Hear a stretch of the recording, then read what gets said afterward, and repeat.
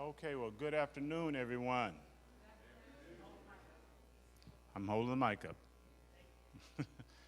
Hopefully, everyone had a nice, hearty break and nice, healthy potluck meal. Amen. This was Vegan Sabbath that fall, right? All right, we're in the last installment, about to start the last installment of Dr. Watson's presentation. So I want us to pray before we start here, so everybody comes in. Let's bow our heads. Dear Heavenly Father, thank you so much for this wonderful Sabbath day. I think about the wonderful warm weather we've been having. I know for some it's a little too hot, but I do enjoy the hot weather, and we thank you for the nice, beautiful skies, and we thank you for the fellowship we've had with each other and with you through your word and through your servant, Dr. Watson and Watkins, and the information he's given us. We ask now your blessing upon him. Again, as he now gives us the last part of it, speak through him, the Lord. Again, let us receive of the blessings of what you have to say to us. We pray in Jesus' name. Amen.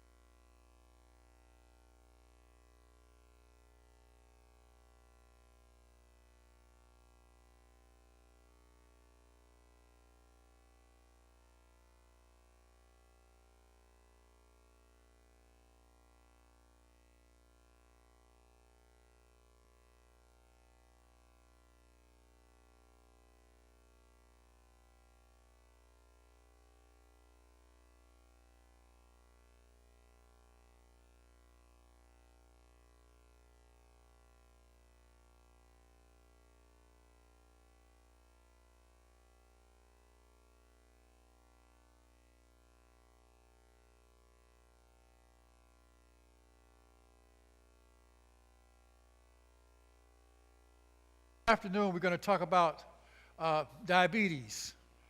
Oh no, this is not the right one.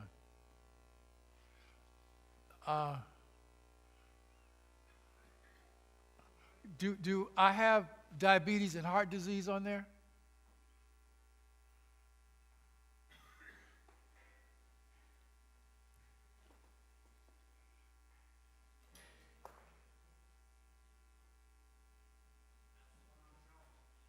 It says diabetes and heart disease. All right.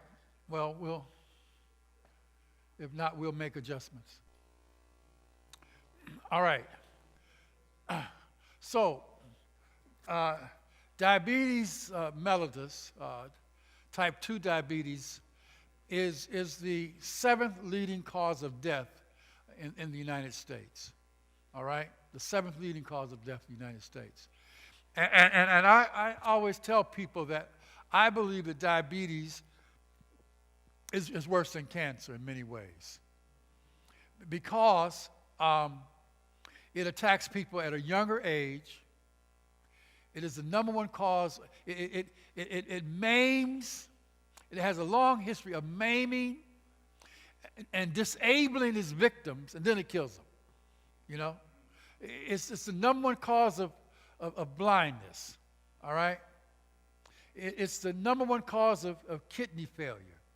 It's the number one cause of amputation. It increases heart disease by 500% and strokes by 200%. Diabetes is a terrible, terrible disease, all right? So what is diabetes? Well, diabetes is this multifactorial,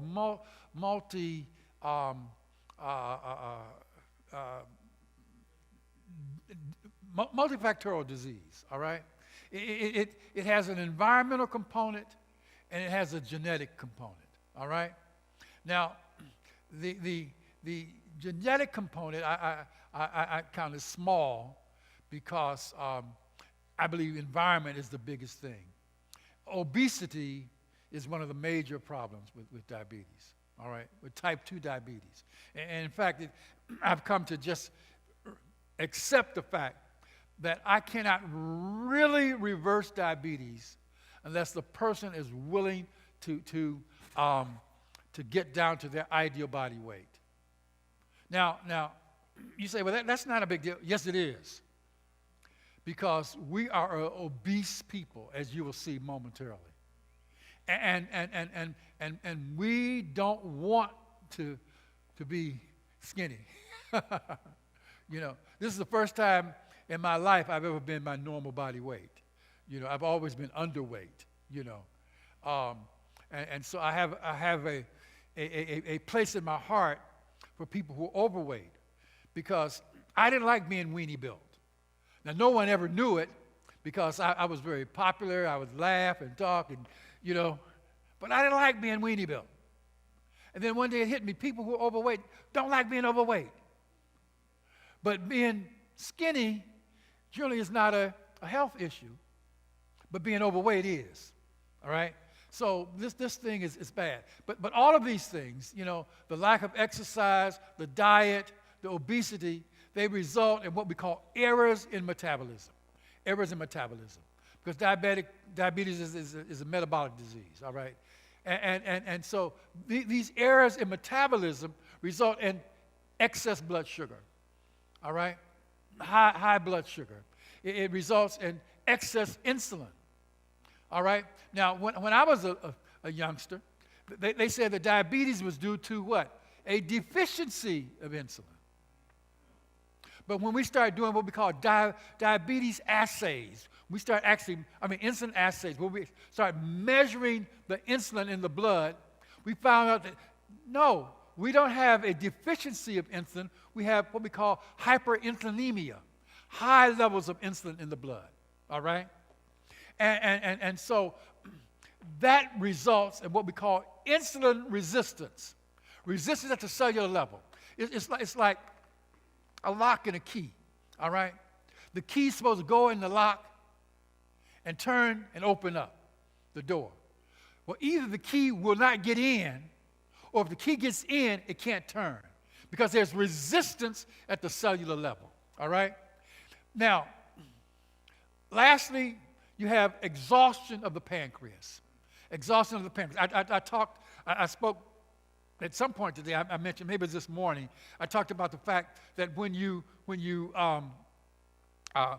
the sugar shoots up, the insulin shoots up at the same level, all right? Well, but there's a problem. The problem is that the insulin has a half-life of 8 hours.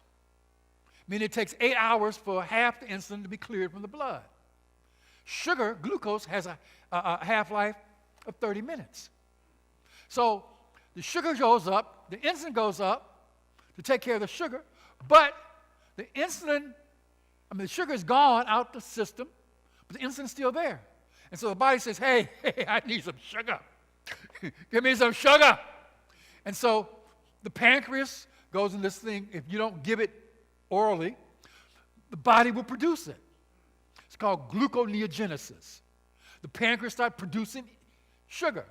You know, there's something called the Somogyi effect. The Somogyi effect. And sometimes the patients will wake up in the morning and sugar's real high. And so you have to question them. You know, did you wake up last night sweating? You know, well, yeah. Because normally, if you wake up, your sugar is high, you think, well, maybe you need more medicine. Well, the reality is that the sugar is high because during the night, the blood sugar dropped too low. And the body doesn't like low blood sugars, and so it pulls it up.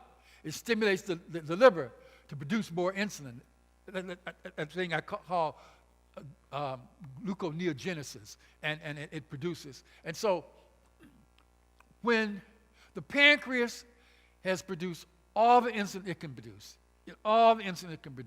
it gives up. It's exhausted. And when it becomes exhausted, at that point, you have low insulin.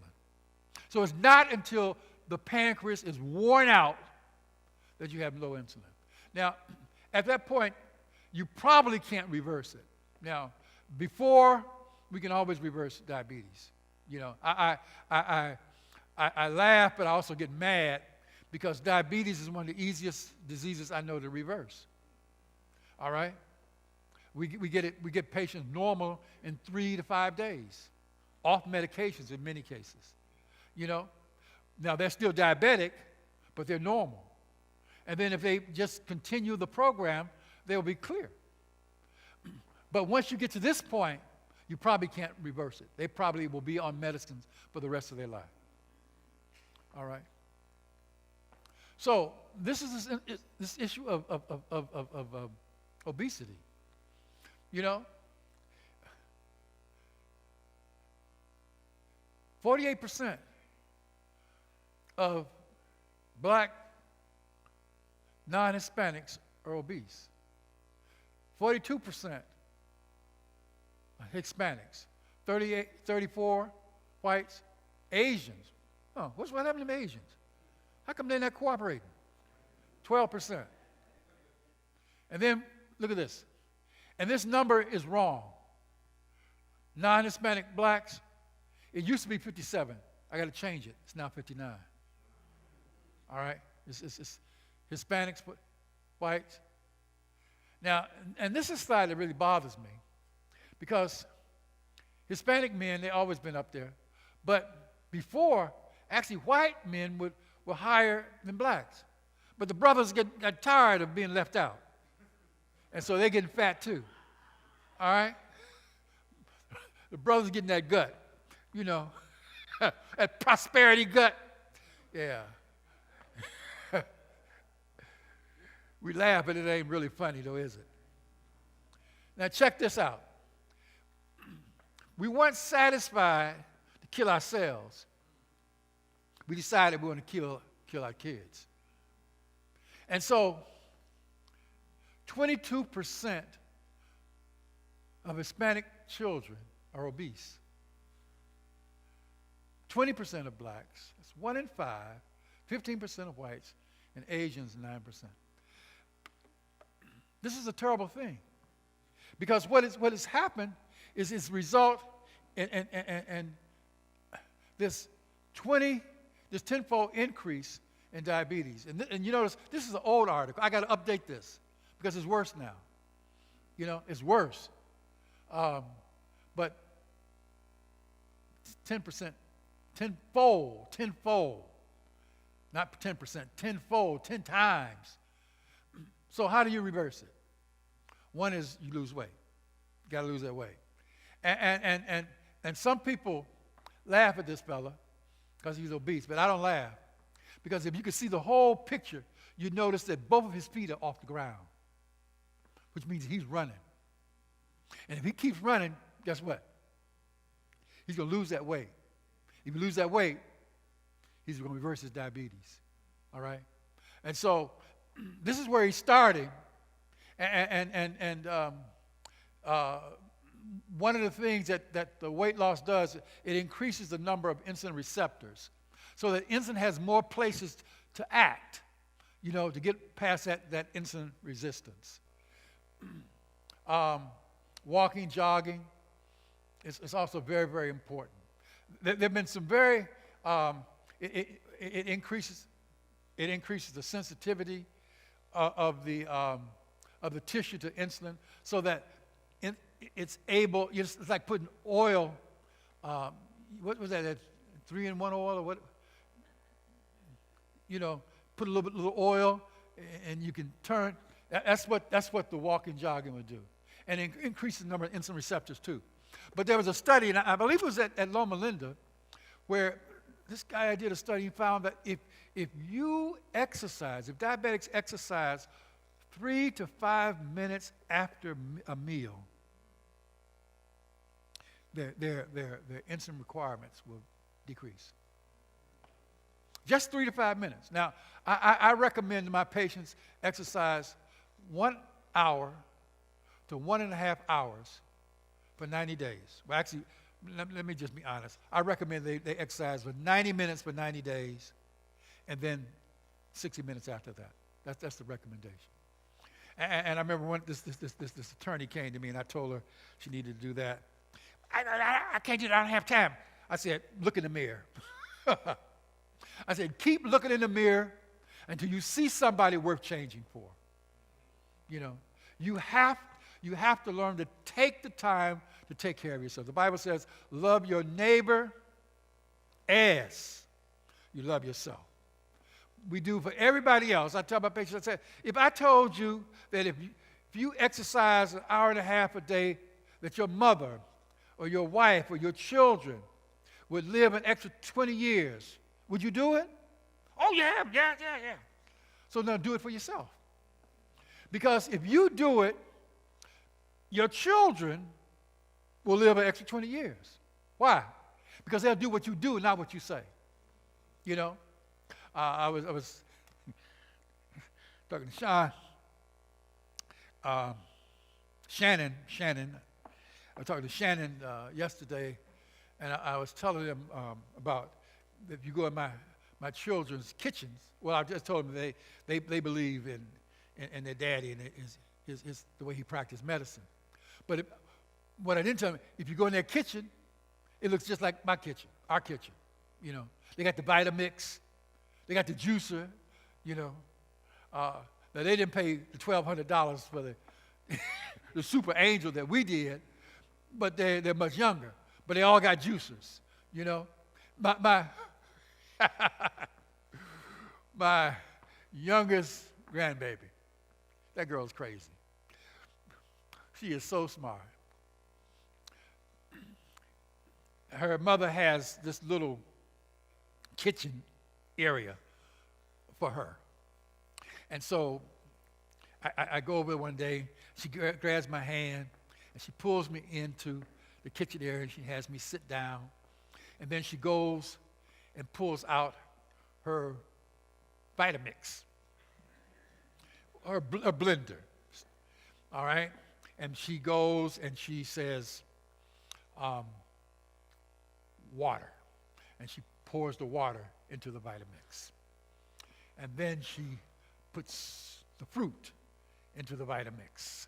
And then she puts, what else did she put in there? She puts something else in there. And she puts it all in there, and then she blends it up, and then she pours it in the cup. Now, all of this is what? Imagine. There's no water. There's no fruit. But she's going through, and she's talking about it. She wasn't 2 years old at the time she started doing this, you know, and but what has happened? She's seen it from the time she could see. And so it's ingrained in her head. When she turned 2, my mother took her out to this restaurant. We had a whole bunch of folks in the restaurant. And so finally she came to our table, and, you know, we had this big salad on the table. And I'm sorry, they had pizza too. But she didn't go for the pizza. She went for the cucumbers. She went for the broccoli. All right? And she just ate the broccoli. Why? Because that's what she's been exposed to. All right? And we asked her the other day, what is your favorite food? And she said, oatmeal. So her brother said, you like pizza? She said, yeah. But is pizza your favorite food? She says, no. My favorite food is oatmeal. And when she comes to the house, she said, Papa, can I have some smoothie? And she'll go to the refrigerator to look for smoothie. And so one day she came, my mother came, she was rushing. And I said, just give me 5 minutes. I'm going to make this child some smoothie. And I made a smoothie, and she just drank it, and just smiled. You know, why? Because she's been trained that way. You know, we just have to train our children, have to train ourselves. As a man thinketh, so is he. So you walk, you do the things, you enhance your body so that you can reverse the diabetes. And then, of course, nutrition. The fruits, the vegetables. Fruits contain fructose. All right, people say, well, I'm diabetic, I can't eat fruit. No. The body, God made fruit for you to eat. It has the fructose, it has the fiber. The insulin we don't need as much insulin with fruit as we do, you know, with some other things because it's well tolerated by the diabetic. Now, fruit juices is a different thing. A diabetic can eat apples, no problem. but the diabetic may have problems with apple juice. All right? Now, if you take blueberries and put in the apple juice and blend it up, then not only will the juice not raise the blood sugar, most likely it will actually lower the blood sugar, because the blueberries give the fiber and so forth that slows down the absorption and therefore gets the diabetes under better control. And of course, those green leafy vegetables, you may not be able to see this well, but the leafy vegetables, they're high in antioxidants, high in the vitamins and the folic acid, that fiber. All this is in these vegetables. And then beans. Beans to the rescue. I told you, I used to eat beans because I was poor. I now eat them because I'm smart, And I did a show on the radio on fish and on chicken, because people they seem to not realize that those are actually meats. They'd come in, they say, "But Dr. Watkins, I asked about the diet." They say, I stopped eating meat. And then they'll say, "Well, I eat fish a couple times a week. I eat chicken, blah, blah, blah." But I thought you said you stopped eating meat. Well, I did. So I did a show on fish, and whole show on fish. And the research showed that there's nothing more toxic than salmon in the city dump. It shocked me. I wasn't expecting that, Now, I stopped eating salmon. I would eat salmon maybe once or twice a year. You go to a wedding reception and you ask for vegetables, and they're so horrible. So I would eat fish. But I stopped because I saw this thing on 60 Minutes. No, it's Bill Moyer's journal. And they had the toxic waste. It was so toxic, they literally went from the East Coast on this barge to the West Coast, and nobody would allow them to dump it. And so what did? They took it out to the middle of the ocean and dumped it. I said, wait a minute. That's where this fish is coming from, So I stopped eating fish. And I don't like restaurants, but my wife does. And I'm smart, see? So I take my wife to restaurants. So this particular Sunday, I said, "Baby, I'm gonna take you out to the restaurant for brunch." And she said, "Okay." So we go to the restaurant. She said, "You gonna eat some fish?" I said, "No, I told you I'm not eating any more fish. I'm serious." And so she said, "Okay, I'm not gonna eat it either." So, but when the waitress comes, she said, "Well, where do you get your salmon?" "Oh, we get it from the fresh waters of Alaska." "Well, we had just come back from a cruise with Alaska. Water's so clean, But my wife, she's an attorney, so she's crazy. So she goes to the restroom. And as she comes back from the restroom, she sees the manager. And she asks the manager, where do you get your fish?" "Wait a minute, the woman just told you where you get your fish." He said, "From the fresh waters of Alaska, as babies. And then we bring them back and let them grow." What do we call that? Farm fish. All right? You see? So I said, these folk are slick. See, the waitress probably didn't know the whole story. The waitress was just told, "This fish comes from the fresh waters of Alaska."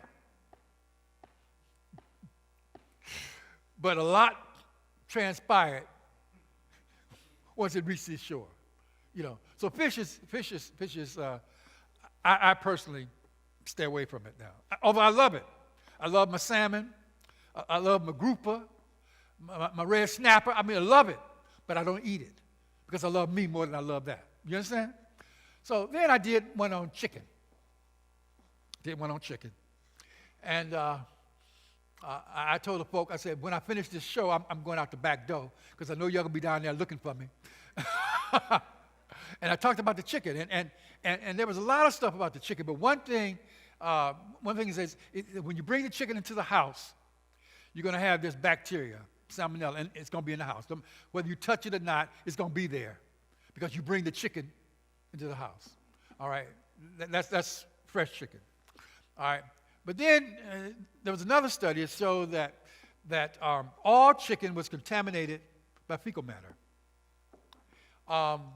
Even the chicken that was free range, because the free range chicken was processed in the same factory, same processing factory as the other chicken, and they come on the same conveyor belt.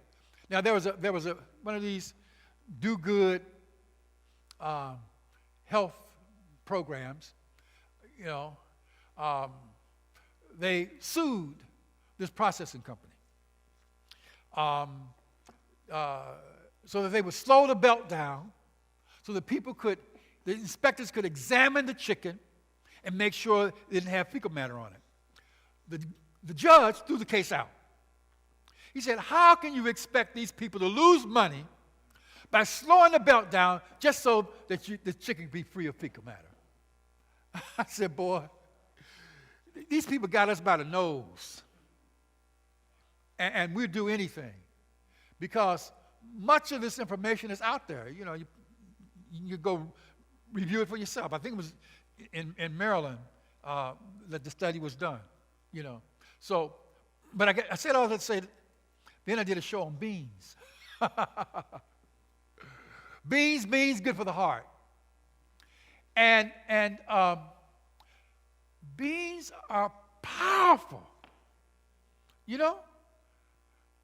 People say, well, I can't eat beans because they give me gas. Well, what studies show is only about 3% of the people that get gas from beans. And most of those 3%, if they keep eating the beans for 2 weeks, the gas will go away. All right? Then it was amazing. People start calling up, talking about how they get rid of the gas from the beans.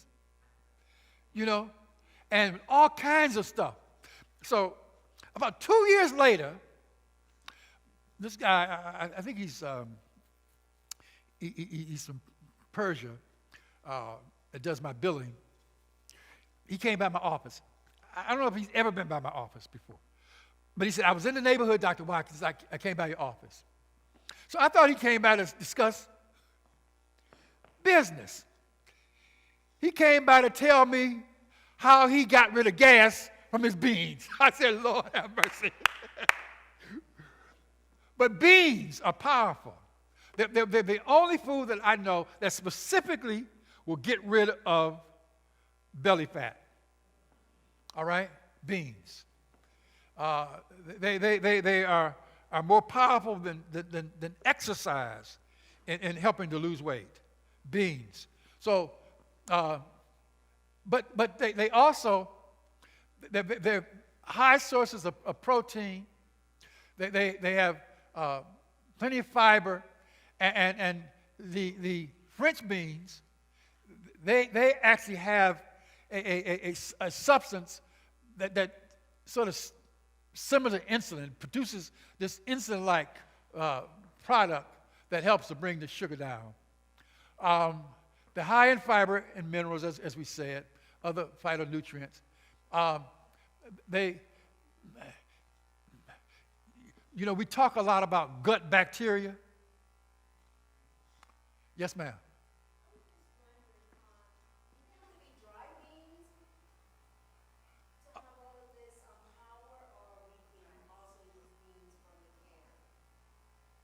Well, fresh beans are better.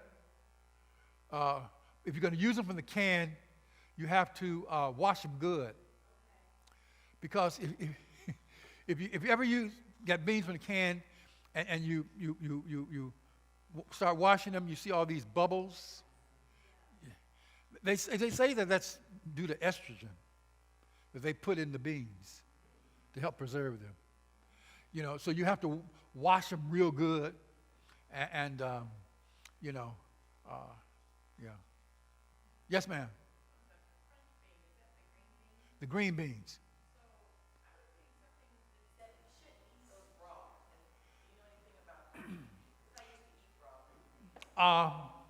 I've not seen that, but I would have to look at that. I doubt that that's true.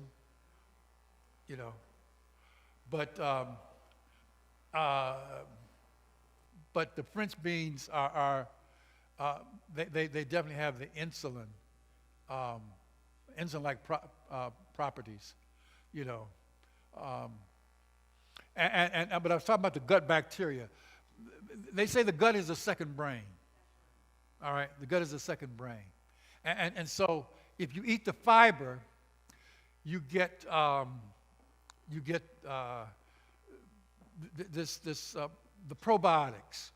All right, the fiber is the prebiotic, which will go to form the probiotic, and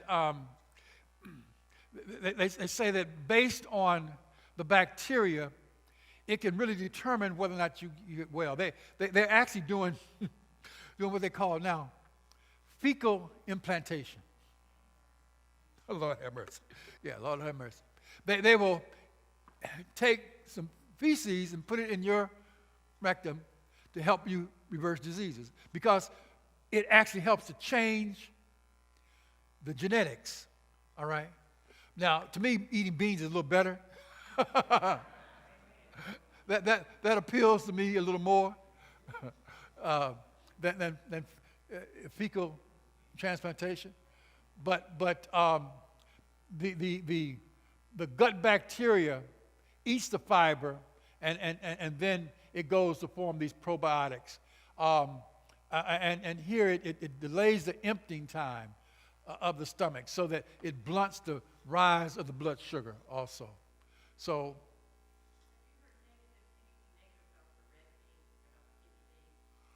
no, I hope not, because I eat them all the time. I mean, I love me some. I actually mix the red and the black, and I just and then with my rice.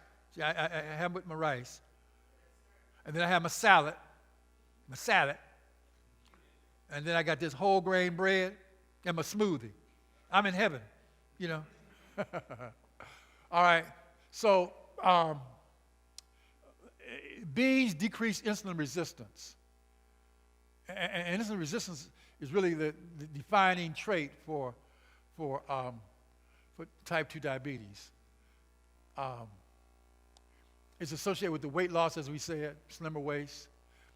You know, in this particular trial, Pulse.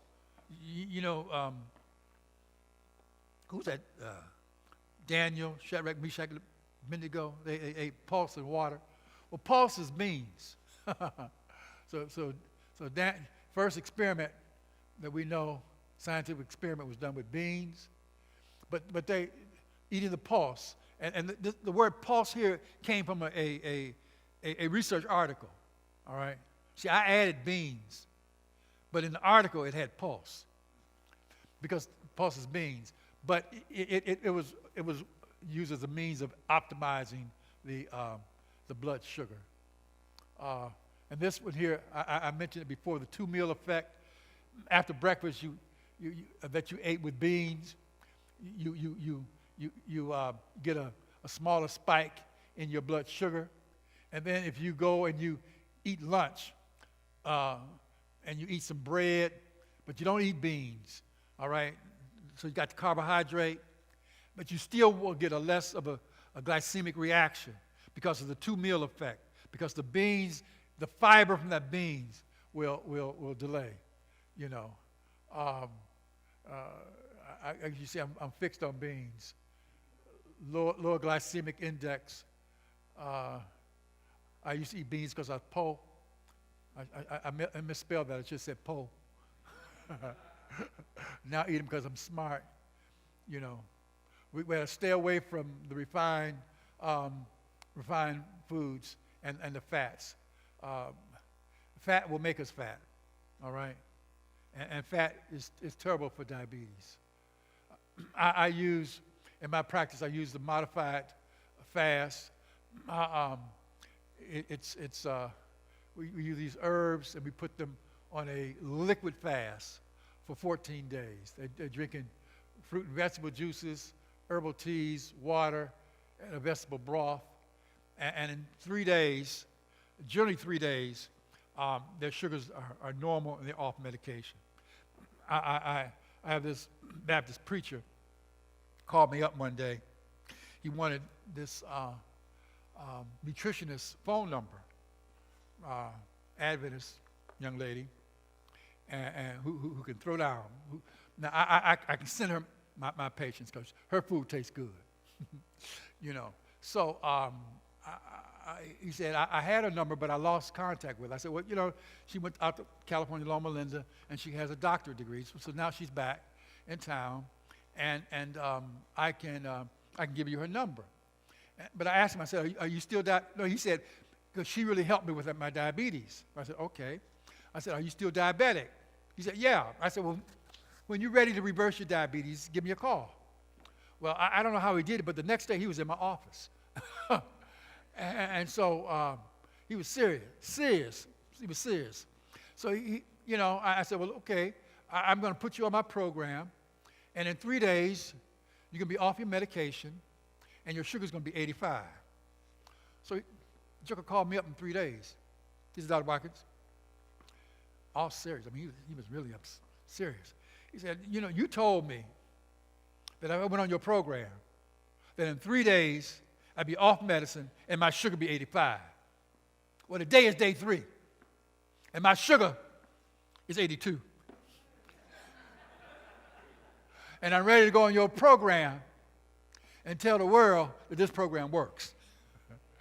So then he got one of his Baptist preacher friends from South Carolina to fly in to see me to get rid of his diabetes. He took me up to Connecticut, to speak at this church because he wanted his other friend to get rid of diabetes. He started becoming a missionary, an apostle, seeking disciples. And then he had me at his house, really, with a whole bunch of Baptist preachers, talking about diabetes. Because he saw the benefit of it. But he's the same one that when he developed some signs of prostate cancer, he called me up and said, Dr. Watkins, what food should I stay away from? I said, eggs will double your risk of prostate cancer progression. Less than 1 egg a day. Less than 1 sliver of chicken or fish. Chicken or turkey will quadruple. And so he became vegetarian. Straight out. But the fast is the first thing we do, and then we change the diet. The plant-based diet, it improves your blood sugar. It leads to greater long-term insulin sensitivity, greater weight loss, less cardiovascular disease, and it's better tolerated. And this is what really hit me about the study, number 5, that these people, when they actually stopped eating meat and became vegetarians, they actually tolerated, they liked the diet better. I said, Lord have mercy. Best kept secret in town, So the plant-based diet does that. Walter Kempner, he started the rice diet. And he started because of malignant hypertension and kidney failure. He, in fact, thought that the rice diet would make diabetes worse. But he found that the rice diet actually reversed diabetes. It also reverses obesity. It also reverses thyroid disease and other kind of diseases and cancer. It's just crazy. But here, he found that the diabetic retinopathy was reversed. All right? In fact, he was speaking at one conference, and he presented his slides.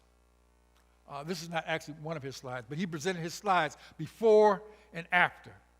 And this doctor raised his hand. He said, "You have switched these slides. You put the after before and the before after." And the head of ophthalmology at Duke stood up and said, "No, I took those pictures." He said, "Normally, patients with this degree of disease will be dead in 2 years. Instead of being dead, their eyes have been completely reversed. I've literally reversed blindness in 2 of my patients that I know of. 2 that I know of. Well, actually, one of them wasn't my patient. Her son was my patient. He'd had a stroke. He was diabetic, hypertensive. I put him on the rice diet. And his mother, when he had the stroke, he moved back in with his mother. And so she went on the program just to support him. And I have my patients calling me and reporting how they're doing, blah, blah, blah. So she calls for her son one day, and she said, Dr. Watkins, I'm on the diet with Johnny. I said, yeah, I know. She said, well, I discovered that I can now see out my right eye. I said, what do you mean? She said, she's not my patient, right? She said, I was blind in my right eye when I started this program, and now I can see. I said, well, how do you know you can see? She said, well, when I look at the television, I can see out the right eye. So I said, oh, fantastic. A couple of weeks later, she called again. She said, Dr. Watkins, my eye is even better. I said, what do you mean? She said, now I can read the newspaper. So, and then the second one, this lady, it was very interesting. She came to me because she had a sore on her leg. Now, I've been known to be very good at getting rid of sores and so forth, from my surgery days. I do a lot of stuff. And so a friend of mine brought her to see me for her leg. But she was blind, legally blind. I had to actually have her grab my elbow and lead her into the office and let her sit down in the chair. And I examined her leg and so forth. I said, well, yeah, I believe that I can help you with this, and I'll give you the things that you need to do. I said, but if you don't mind, I'd like to see if we can help you with your eyes. And she said, no, I don't mind. And to be honest, I didn't believe that she was going to do it. But I felt it was my responsibility to at least offer it to her, because here she's blind, and I know how to reverse blindness. And so I told her, I said, I want you to go on this rice diet. And so I said, also, I want you to talk to Dr. Snyder. Dr. Snyder is out in California. He was blind until he was 18 years of age, and he has these exercises for the eyes. And so I said, I want you to do the rice diet and talk to Dr. Snyder. So about a month or so later, 6 weeks, she comes back to the office, and I didn't have to go out there. She comes flying in my office with her stick and sits down. I said, honey, you can see. He said, well, yeah, Dr. Watkins, I went back to my ophthalmologist, and he said my eyes are getting better. He said my glaucoma is now under control. But, he still wants me to take the medicines. I said, no. I said, if you're going to keep following this program, you don't have to take the medicines, because you're only going to get better, not worse. Now, if you're going to go back to your old ways, start sinning again. Now, seriously, I talk to my patients about sin. I laugh when I say it, but they get the message. They call me up, and they're messing up. I said, so you've been sinning again. And they laugh. Yeah, Dr. Watkins. I said, all right, let's get it together.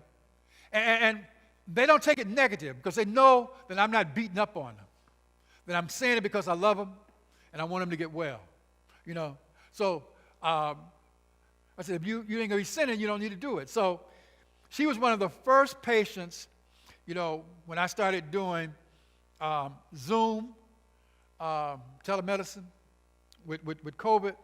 She's one of the first patients that I saw. And she said, Dr. Watkins, I went back to the ophthalmologist again. And this time he told me that I no longer need the cataract surgery.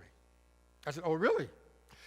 Yeah, he said that my cataracts are so small that to do surgery would do more harm than good. I said, well, that's very good. So you can see now, your glaucoma is reversed, and your cataracts are reversed. And so this rice diet is a tremendous thing in terms of reversing these eye diseases. Well, what about neuropathy? Neuropathy is a terrible thing for diabetic. Diabetic neuropathy, they call it stocking glove, the distribution of the stockings and gloves. You get the numbers and the tingling. Well, Neil Bernard, he's my buddy over at GW. He has this program, Physician Committee for Responsible Medicine, and he's the one that sued the nursing association so that they could not recommend milk to babies and won in court. And the judge said you can't do it until they're at least 2 years of age. Well, he did his research on diabetic neuropathy, and he found that he could reverse the pain from diabetic neuropathy, and I believe he did it in 15 days. Tremendous.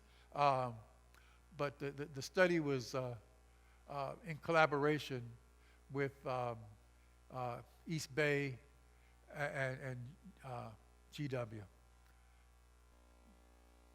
So our program, we tell patients we'll have you controlled in 3 days and then reversed in 90. All right?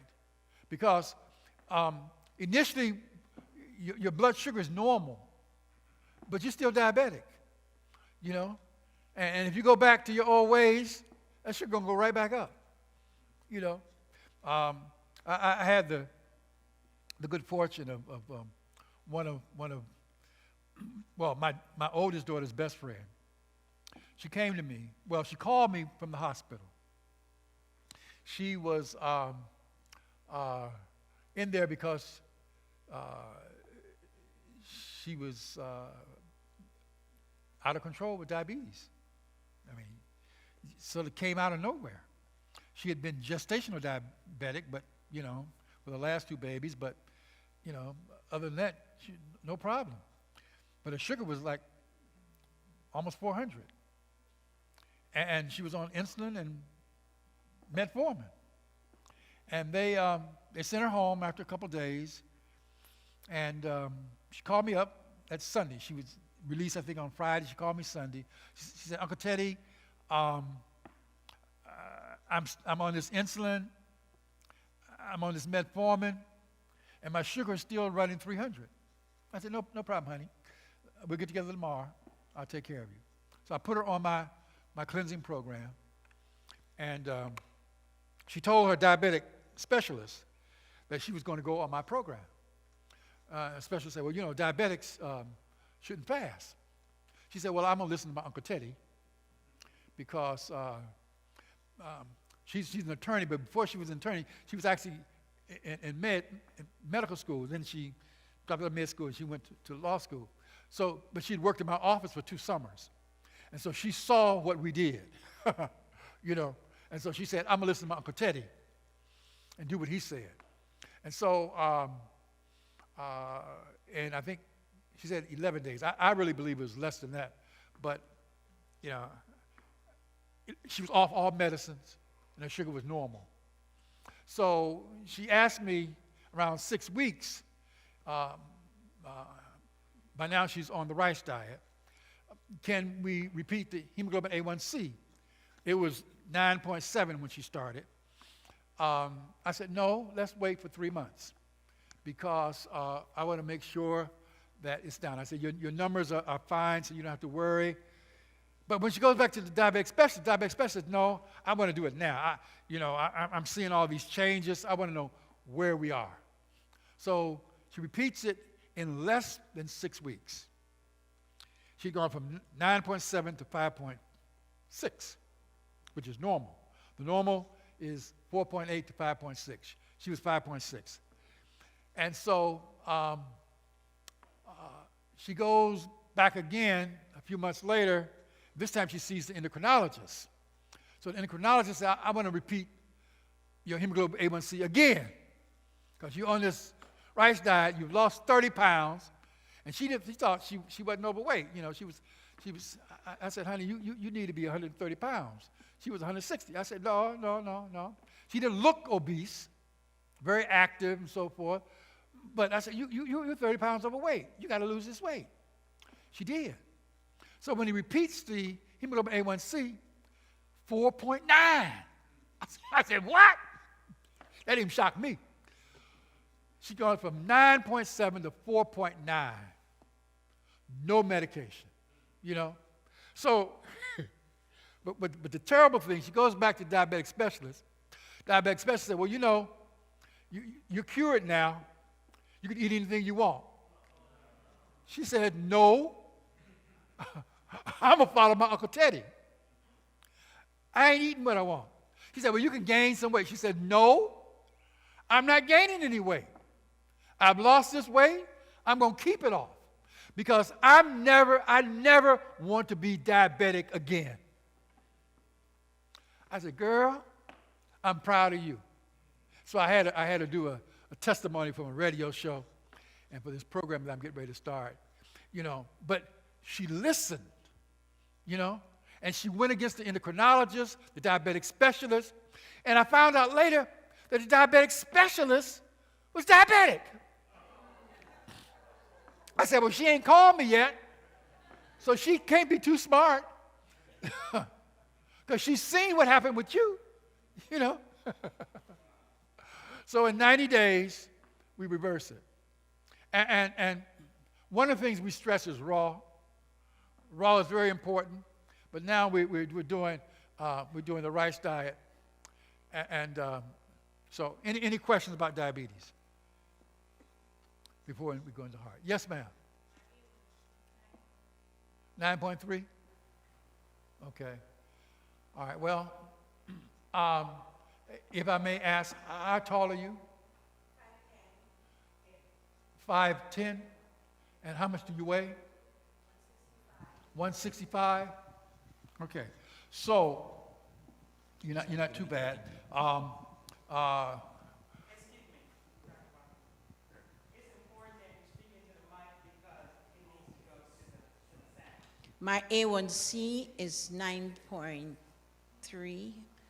I am 5'10". I weigh 165. Okay. I am on insulin plus metformin. Okay. When you were first diagnosed, how much did you weigh? I don't remember. That's about 28 years ago. I don't Speaking to the mic. Sorry. That's about 28 years ago. I don't even remember what I weighed at that time. I think But you were, about 175 or something like yeah, that. you were larger than you are now. Hello? I said you were larger than you are now. Yeah, I was big. And the reason I asked that question is because at 160, that's like what I would say the upper limits of normal for her. You know, her ideal weight would be 150 to 160. All right? So she's close to her ideal weight. And so it would be unusual for her to be diabetic. So we have to find out why she's diabetic. So it's probably not so much, although at 170, 175, she's overweight. But I'd want to know a little bit more, you know, in terms of your history. There's something else that was contributing to the diabetes. Obesity is the main thing. But I would make sure that I would really change my diet. I'd get on probably I would even come down to that 150 mark. 150? You know? Yes, ma'am. Yeah, I know you think you'd The be skinny. wind will blow me away. I know you think you'd be skinny. I am skinny already. Yeah. So the thing I tell patients when they tell me, excuse the expression, when they tell me this garbage, I say the last time you were like in her case, the last time you were 150, I bet you were a showstopper. You know, you had to carry a stick around with you, keep the brothers away. All right. See, but we get amnesia as we get older. You know, we get a little we forget because everybody else around us is obese. You see? And so she's not obese, but she you know, borderline. My stomach is obese. Yeah, yeah. So I would recommend that we would go hard at getting the weight down while we look at what else may be contributing to it, you know. One of the things that contribute, and it may not have nothing to do with you, is stress, all right? Stress is terrible, all right? It increases the risk of all kinds of things, including diabetes. So I would deal with the stress, I would deal with the exercise, I would deal with the diet, I'd put her on the fasting program, I'd put her on the rice diet. I would get her down to that 150 mark, and she probably would be all right. But I'd really dig into the history to make sure if there's, yes, ma'am. I forget what I was going to say. I like rice. I was brought up on rice. Yes, ma'am. But now whenever I eat rice, white rice, brown rice, whatever rice, my sugar goes up. Okay, so we have to look at what you're eating along with the rice, you know. Beans. But in some cases, we've used quinoa with patients I use quinoa. who seem to be sensitive to the rice, and they seem to be a little less sensitive. But actually, on the rice diet, we call it the rice diet, really call it the modified rice diet, because you're eating rice, you're eating quinoa, you're eating bulgur wheat, you know, oatmeal, all the grains, all right? And so we monitor you well because, you know, everybody's different. You know, there's no one size fit all. That's what So I there are know. general principles that we can use. But then we have to, you know, I tell my folks, my name is Dr. Watkins. You know, it's not, oftentimes people call me up and they want me to tell them over the phone how to get well. I said, well, no, I can't do that. You know, because to really make sure that you are getting optimal health, I need to be monitoring you and find out exactly what's going on, what you're doing, find your numbers, et cetera, et cetera, et cetera. So, you know, but those are the general principles. All right. Thank you. There's someone here. Do you have a recipe book for the rice diet? Yeah, I have it all written up, yes. And I've had my nutritionist, one of my nutritionists, to write recipes. Generally, I have a bunch of recipes on my website and in my computer. I don't generally give recipes out unless people ask for them. And the reason is I want you to eat, I give you the principles of what you should eat. But I want you to eat what you like to eat, you know. I don't need to tell you what to eat. I need to give you a broad range of these are the kinds of things you need to eat. Because you're going to eat, what you like, all right? And that's the way I approach it. But I have recipes. I have recipes specific for the rice diet because the rice diet is not an easy diet. It's not an easy diet, especially in the first phase of it. But I've been on it for 7 years, you know. I said, I ain't going to let my patients get well and I get sick, you know. And so, and I love to eat, you know. My name was Weenie Built. But when I was at Oakwood, when the cafeteria door opened, Weenie walked in. See, because I don't play. I like to eat. But I like to eat foods that taste good and that's good for me, you know. So, but yes, to answer your question. Got a question? Okay. Yes.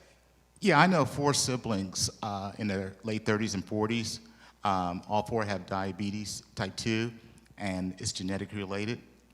How successful would this program be to help reverse their diabetes? It'll be successful. There is a genetic component to diabetes, but there's also something called epigenetics, which can override genetics. You know, you may have to work a little harder. You may have to run a little bit more. You know, may have to be a little stricter. But in general, diabetes can be reversed, you know, if you catch it early enough. One of the problems is if you let diseases get too far gone, it's not that they can't be reversed, but you have to work so hard you aren't willing to do it. But if you catch it early enough, you can make the changes. You know, my best friend, it's about 15 kids in his family.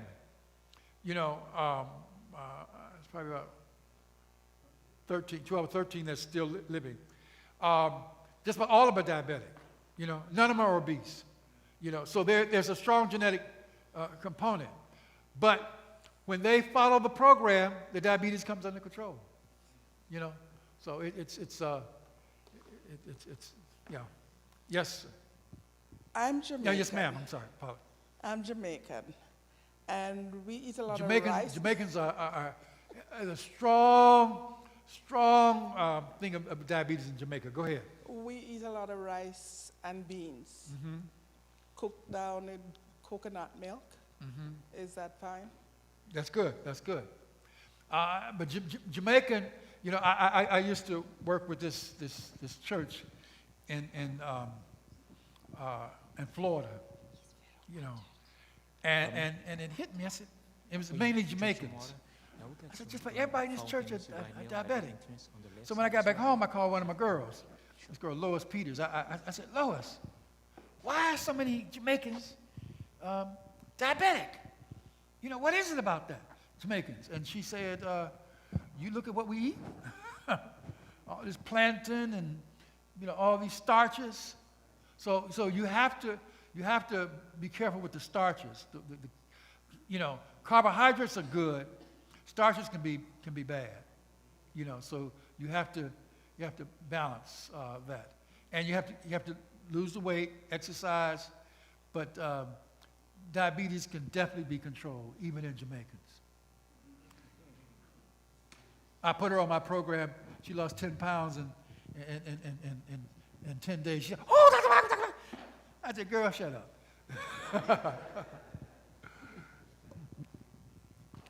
Yes. What is your website address? It's www.twiliving.com. Say that again. Yes, www.twiliving. That stands for the Watkins Institute. www.twiliving. And there are a lot of testimonials. I think there's some recipes. Our herbs are on there. I brought some, but we're going to finish before the Sabbath is over. So, but you know, we have herbs for various things, and they tell me that they're good. So, you know, yeah, yes, it's twiliving.com.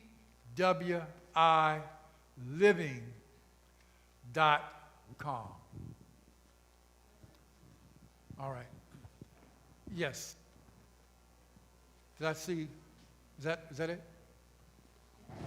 All right. So we'll go to heart disease.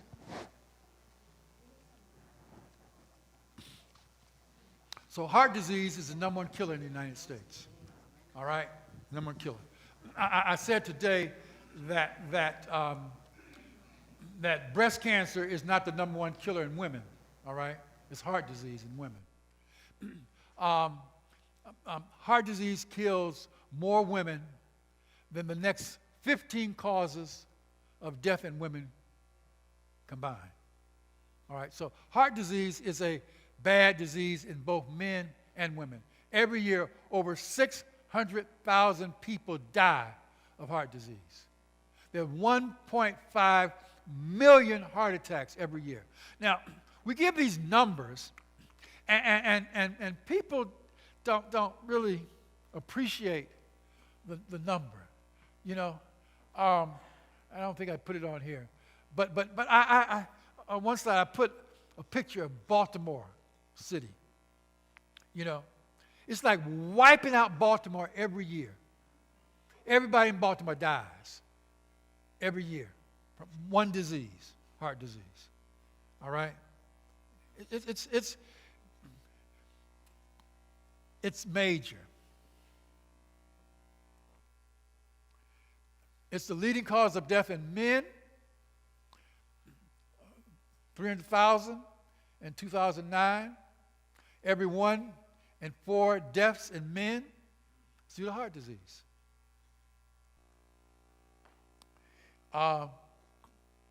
White men, 8.5% have coronary disease, 7.9% black men, 6.3% Hispanics.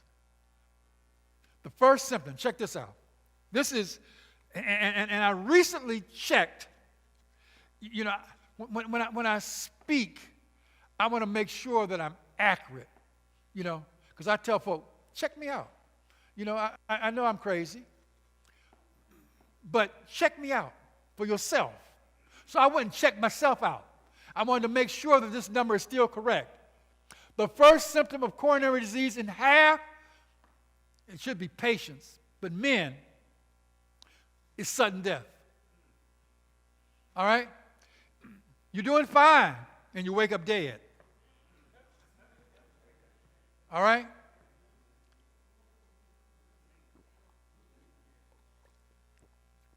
But check this out.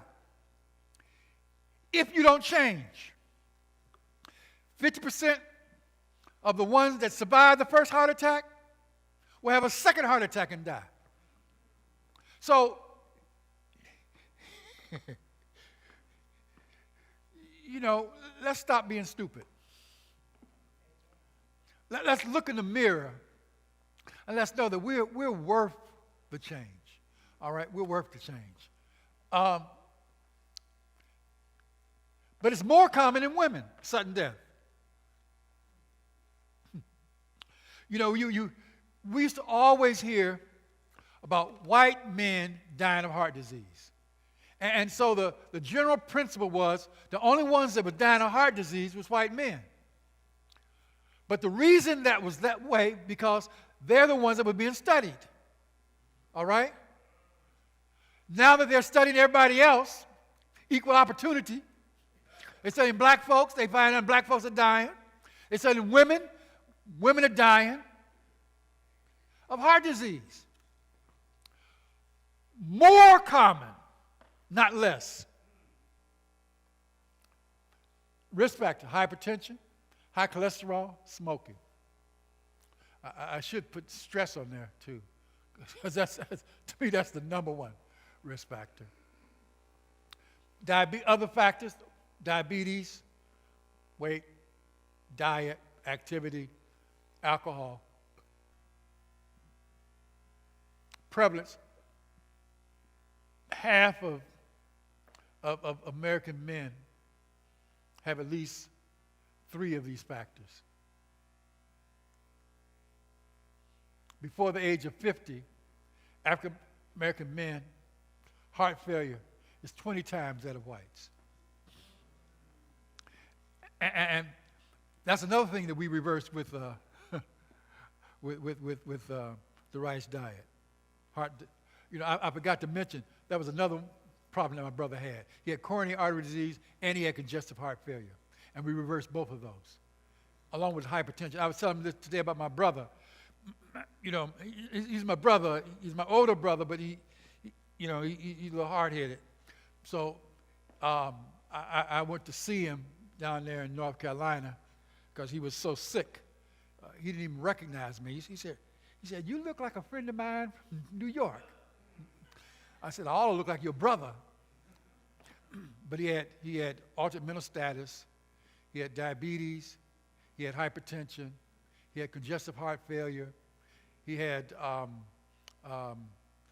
coronary artery disease. He had, did I say diabetes? He had peripheral vascular disease. Yeah, I think that's probably about all. And the doctor said that he was going to have an amputation. I said, "No, he's not going to have an amputation." And the doctor said it again in front of my brother. I said, "I told you that he's not going to have an amputation." And basically, don't say that no more. I said, because my brother said that he's willing to change.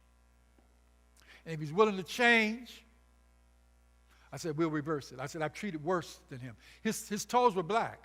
You know, I know why he was saying it, you know. I mean, I took an elective in cardiac surgery when I was in med school. You know, I did all kind of research on on peripheral vascular disease. I know about it. And black folks, we have amputations at a much higher rate because of what we call the peripheral runoff. We have 3 major vessels that go down the leg. You're black, you're much higher incidence of having those vessels blocked. So I know about all that. I said, but he said he's willing to change. It's going on 4 years now. He still got his foot. All right? You know, why? He said one day, like I said, I stayed on that. I literally stayed in his house for 2.5 months. Saw my patients from his house. and he said, Rocky? See, if someone called me Rocky, I know they're from the projects. Because that's what my brother called me. He said, Rocky, either your cooking is getting better or my taste buds are changing. I said, maybe it's a little of both, you know. But he did what I said, and he's my older brother. One day he said, Rocky, I want to thank you. I said, what? You know, all you're doing for me. I said, well, you're my brother. He said, but yeah, there are a lot of doctors got brothers that don't do what you do. I said, well, you know, I can't speak for them, but you're my brother. But this thing, heart failure, is bad.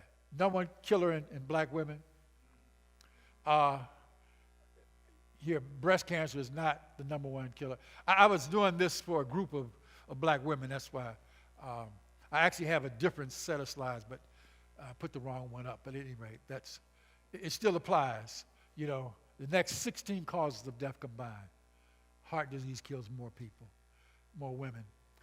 1 in 16 die from breast cancer, 1 in 4 from heart disease. You know, over 50,000 women die each year, black women, from heart disease. They did this National Registry of MIs reported that women have worse outcomes than men. This is black and white. Women have worse outcomes than men from heart disease. And so we got to get serious, you know, because you're going to up and die. You know, like I said, you have no symptoms. You just wake up dead. Twice the mortality rate after a heart attack. Women, twice the mortality rate.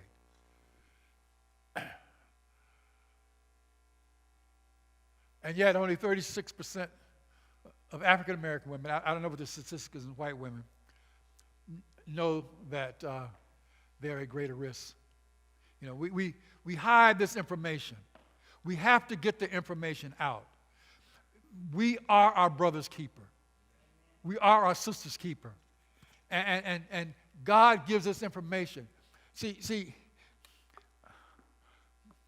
we have no excuse. God has provided, I mean, I'm serious. My Baptist preachers, they don't understand. They say, you Adventists know all this stuff. Why aren't y'all doing it? You know how I like to run my mouth. I'm silent. I don't say nothing. Try to change the subject because I'm trying to convert these brothers. You know, and yet it's preventable and it's reversible. I saw Nathan Prentigan. How many have heard of Nathan Prentigan? Oh, Lord. Nathan Prentigan was a guy who started talking about heart disease and lifestyle because he's from California, and he had heart disease. And his doctor told him to go home and get ready to die. Get your house in order because you're going to die. But Prentigan said he wasn't ready to die. So he went to Loma Linda, all right? And he dusted off our books that we weren't reading. And he read that if I change my lifestyle, if I get on an exercise program, if I start eating a low cholesterol, low fat diet, I can reverse heart disease. And he did. And then he started the Prentigan Institute. It started in Santa Barbara, California, then moved to Santa Monica, California, all right? And I saw him on 60 Minutes, and I bought his book, you know. Now, at the time, I was a fourth-year medical student, had no intention of practicing holistic medicine. But God had me see him and buy his book. And so I'm on rounds doing a cardiology elective, and I asked my professor, I said, is what this man's saying true? That we can prevent and reverse heart disease with diet and exercise. He said, yes, Watkins, it's true. I almost fainted right there on the ward. And I said, so why aren't we doing it? Once I recovered myself, you know. So why aren't we doing it? He said, there's two reasons, Watkins. And some things I remember almost verbatim, you know. He said, one, there's no money in it. All right? And this is what he told me. And this guy is one of the smartest guys I know. Dr. Malhotra, Indian fellow. Brilliant. And I don't think he was talking about from himself. Because Malhotra could have gone anywhere. He was so smart, you know, he could go anywhere. But he said, ain't no money in it. And number two, the patients don't want it. The patients want something easy. So I got upset for about 5 minutes and went back into being a doctor. You know, I mean, hey, patients want to die, let them die, you know. And then the Lord started smacking me about my third year in residency. Said, I want you to leave surgery and go in alternative. The Lord, you understand, I'm good with this knife, you know.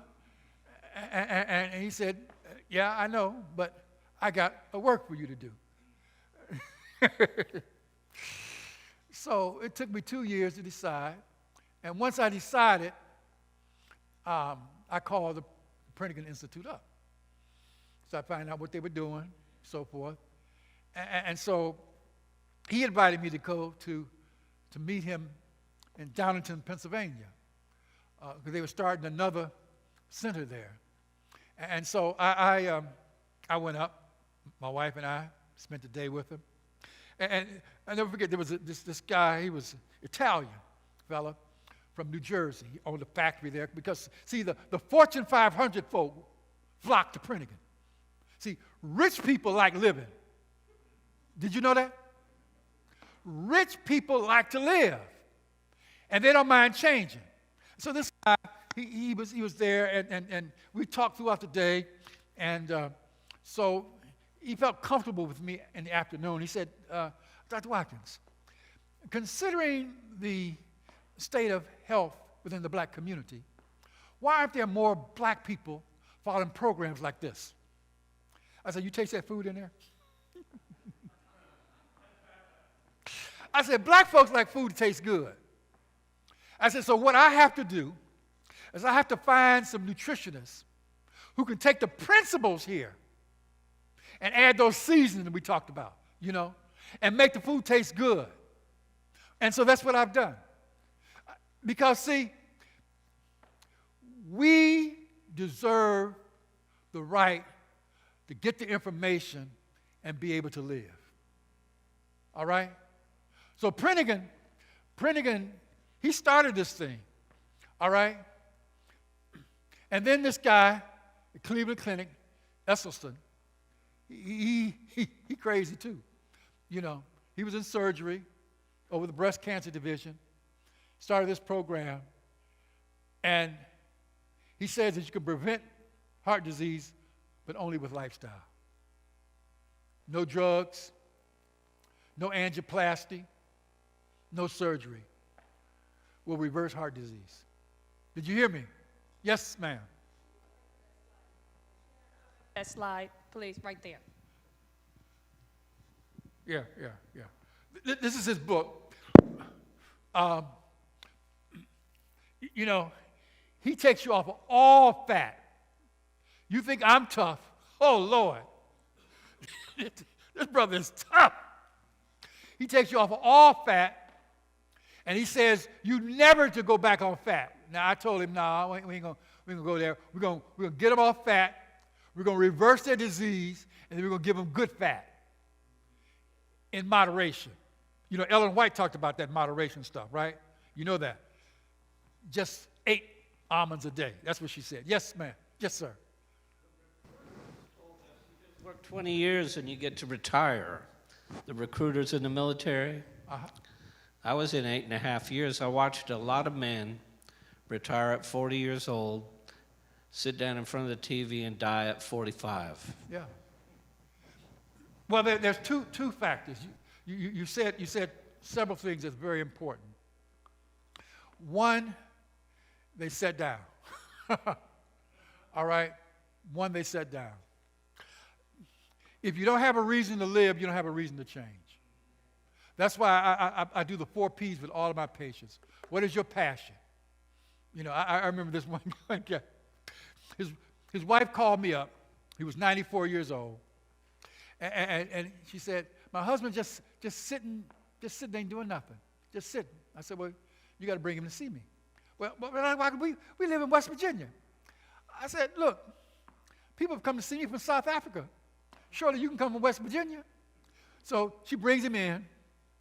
And I was just getting started with this passion thing, you know. See, the Lord gives me stuff. And so actually, it wasn't passion then. It was what makes you excited.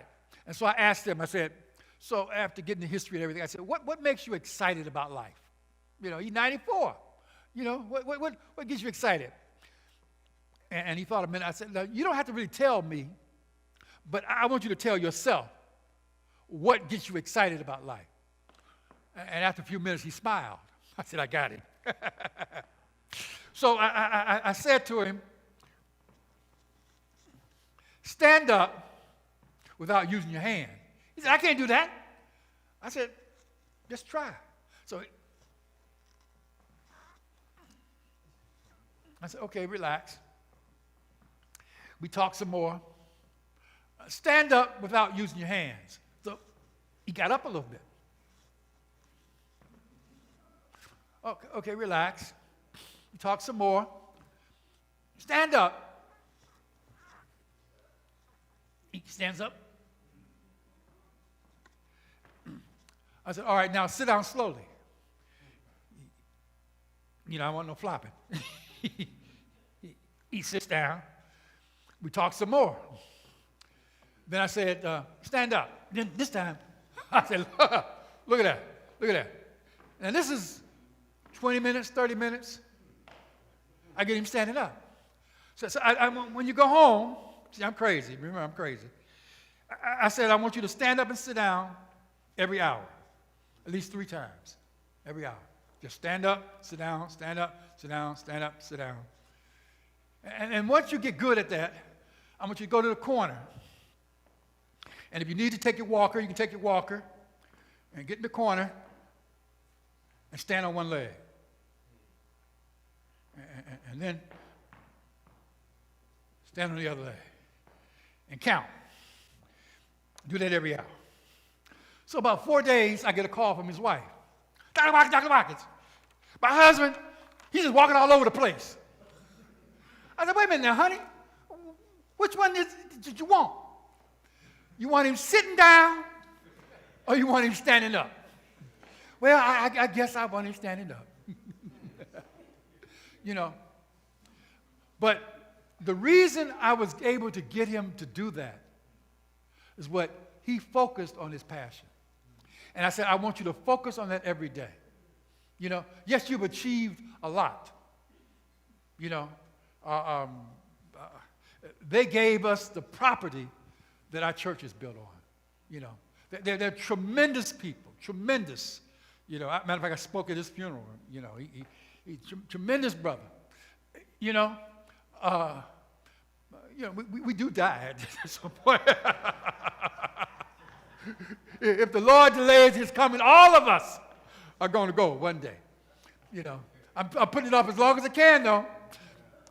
But past blessings will not suffice.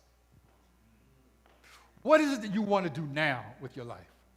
See, that's what you got to focus on. You know, and if you can come up with a reason to live, you have a reason to change. So, lifestyle. And not drugs, not angioplasty, not surgery, you know, not even the diet recommended by the American Heart Association. Now, this is funny. I was speaking at the University of Maryland to this group on heart disease, and I showed a slide similar to this, and then I remembered that one of the main sponsors was the American Heart Association.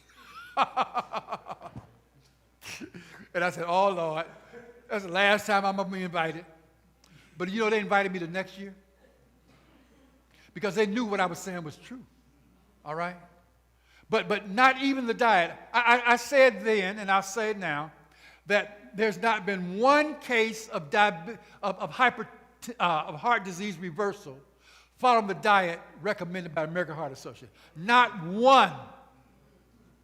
All right?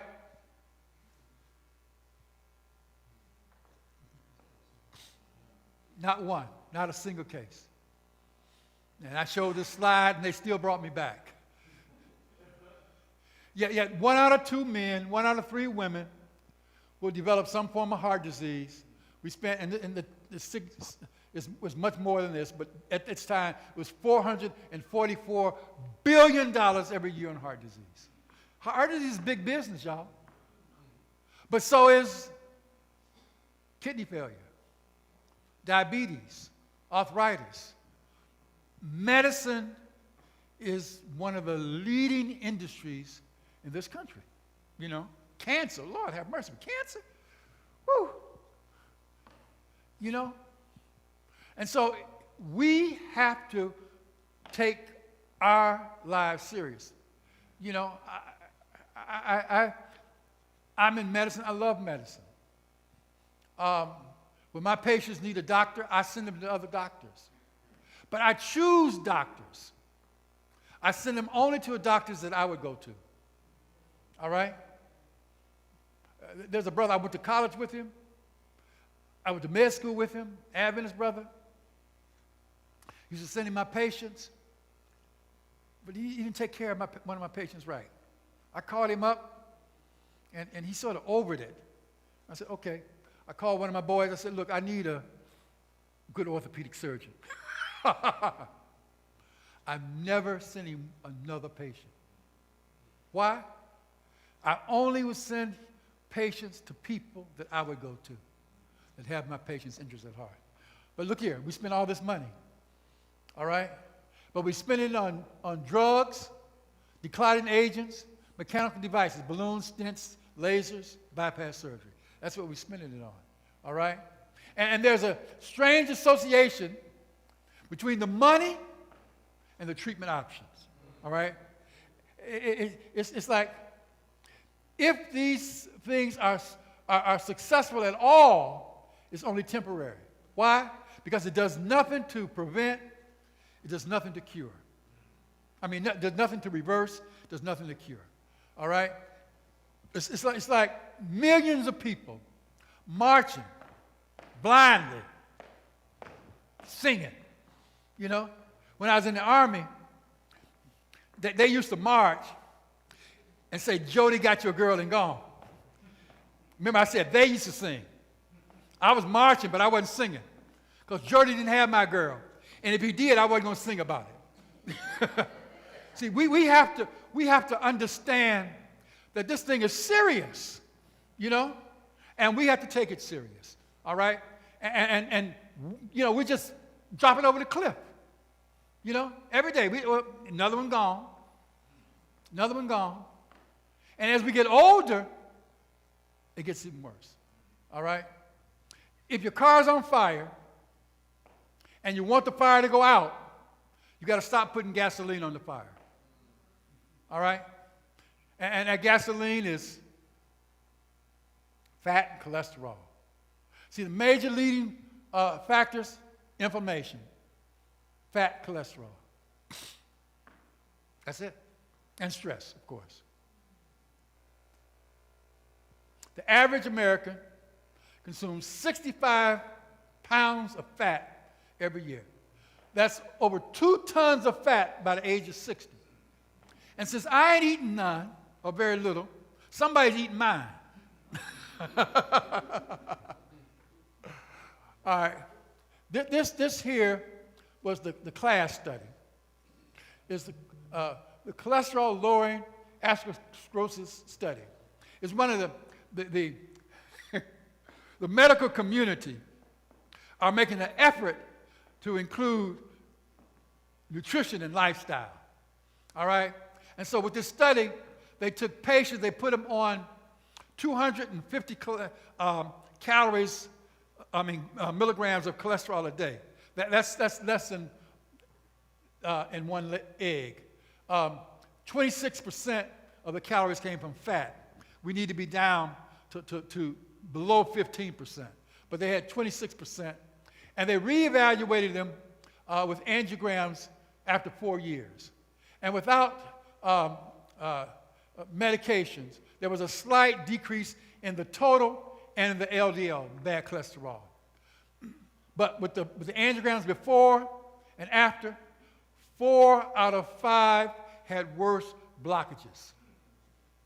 Did you hear me? In spite of this tremendous program, and if you're in medicine, you'll know that this is a major deal, the class study. Major universities from all over the United States participated in this particular study. Go read on it, check it out for yourself. They actually now they have the class 2 and maybe even more. Only 6% showed improvement. All right? So in 3 years, there was a 42% increase in blockages. In 5 years, there was a 64% increase. In 7 years, it was 77%. And in 10 years, there was an 84% increase in blockages on this low thing. So this program didn't work. But then comes these folk, Esselstyn, my boy from Cleveland Clinic, Dean Ornish, McDougall, Hans Deal. Hans Deal is the only Adventist up here. Prentigan,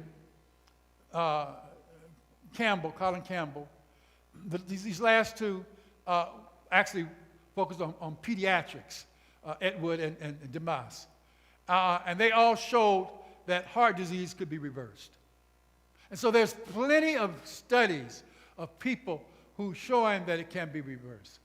You know, but here, if you use the cholesterol-lowering drugs, you decrease heart disease by 20%, fish oil by 30%, omega-3 fatty acids by 70%. All right?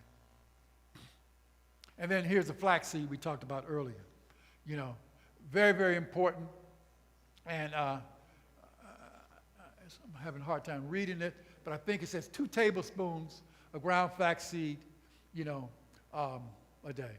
All right, and it will give you the omega-6 and omega-3 fatty acids that you need. All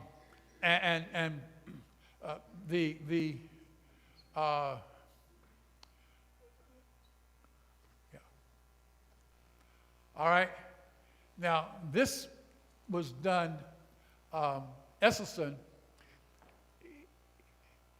he got an average drop in total cholesterol to 137. And the LDL, the good cholesterol, which needs to be 99 or less, he got it down to 77.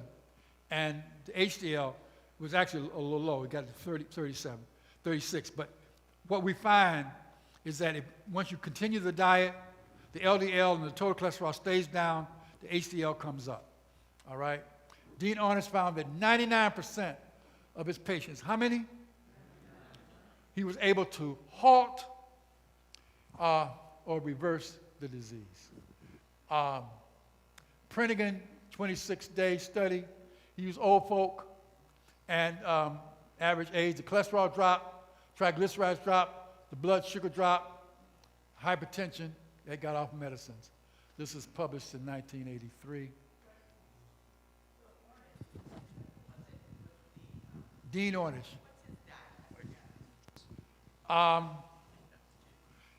He has this preventative. I gotta repeat it.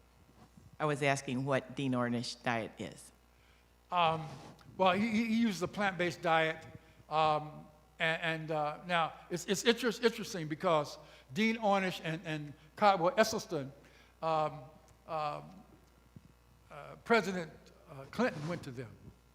All right, when he had his stent, and he was getting ready to need a second stent, and his daughter said to him, "Daddy," and I think this may have been even before she was married. She said, I'm going to have babies, and I want you around. I want you taking care of yourself.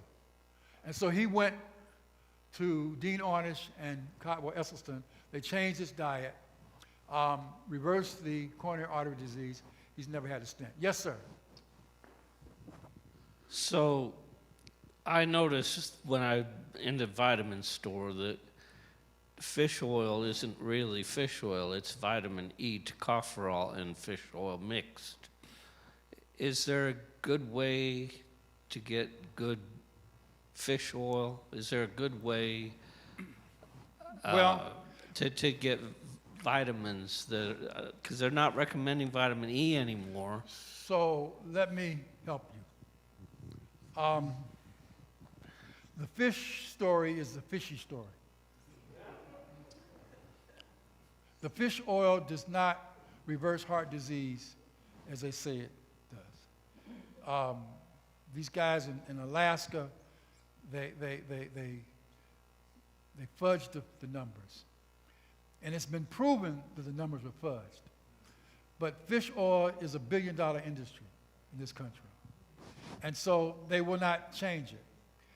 What you need is not fish oil.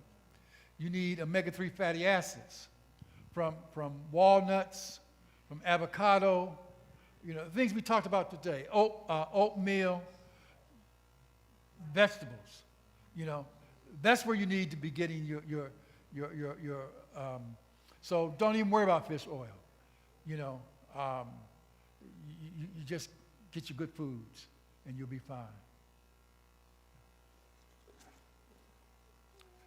So,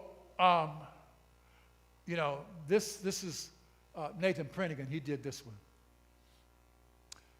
And then Dean Ornish, he showed that 82% of his patients had regression, 14% had no change, and only 4% had progression in 1 year. All right? So in a year's time, the vast majority of the patients was completely reversed. All right?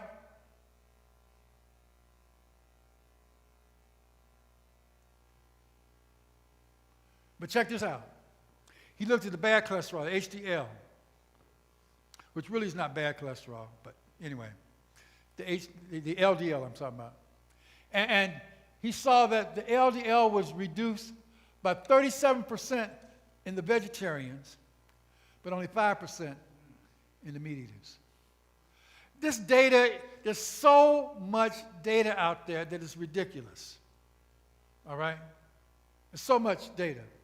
And like I said this morning, God said if you won't do it, the rocks will cry out. And so we got these rocks that are hollow. The chest pain decreased in the vegetarians to a much greater degree than in the meat eaters. The meat eaters' chest pain actually went up, and the vegetarians, it went way, way down. So Esselstyn, he started out at Cleveland Clinic. He took 24 patients, 18 of which completed the program. He did angiograms before and after. Now this is a very important thing. Prentigan was asked to do angiograms before and after because he was accused of just improving people's fitness, all right? Not really reversing the heart disease. And so the first one that actually did it was Dean and Shirley Ornish. Dean was white, Shirley was black. They both Harvard graduates, and they did this study, and they showed that they were able to reverse the coronary artery disease and prove it angiographically. So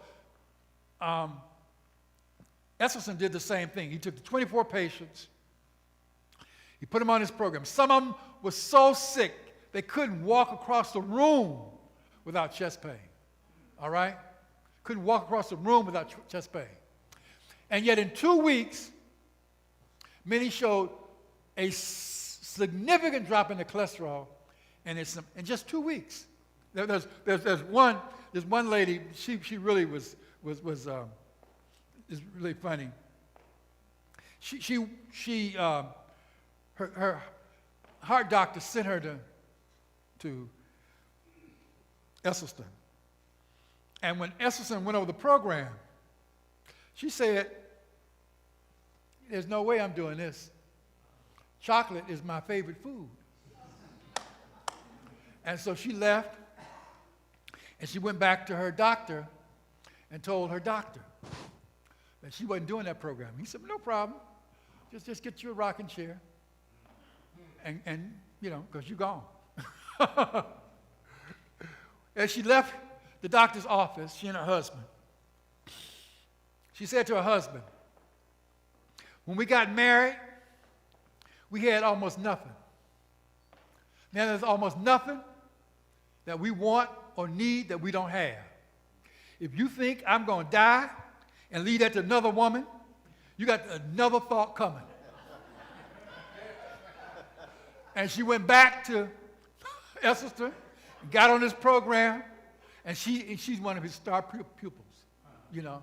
I mean, it's just amazing, you know. Her doctor just told her the truth. You're going to die, you know, if you don't change. All right? There's a physician that worked with Esselstyn.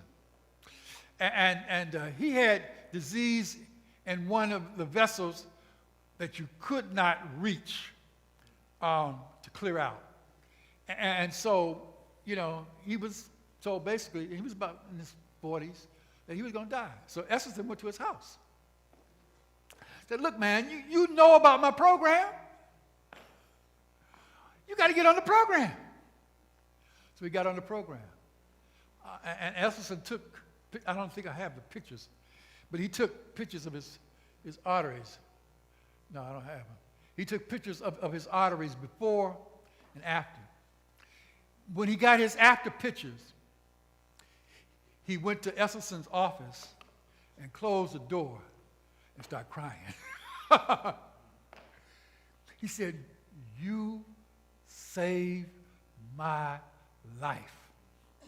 And Esselstyn said, "No, I only told you about the program. You did it. I'm not going to take credit for it, you know." But he did it, all right? No symptoms. 2 years, angiogram, evidence of reversal of heart disease. Principle, you don't eat anything with a mother or a face. You know, no oil, no meat, no dairy, no fish, no nuts, no avocado. And it's the last two that I called him about. I said, wait a minute now. No nuts, no avocado, those are good fats. He said, it's total fat. You got to get rid of total fat. And I remember what I learned in 92. It's not just saturated fat, it's total fat. And so he gets him off all that, and he reverses the disease. All right? I'm sorry? Does he do olives? I know he doesn't do olive oil. I've not heard him say not to do olives. The only reason I'm asking, are we supposed to have some fat? So in the initial phase of the reversal program, he gets rid of all fat. Okay, On the rice diet, we get rid of all fat. All right? Right, I forgot And this on the is rice diet, we get rid of all salt. And this So is just no treatment. salt and no fat. So it's a takeoff of his diet. But I use the rice diet even more so than his diet because there's something about those grains that is just for me.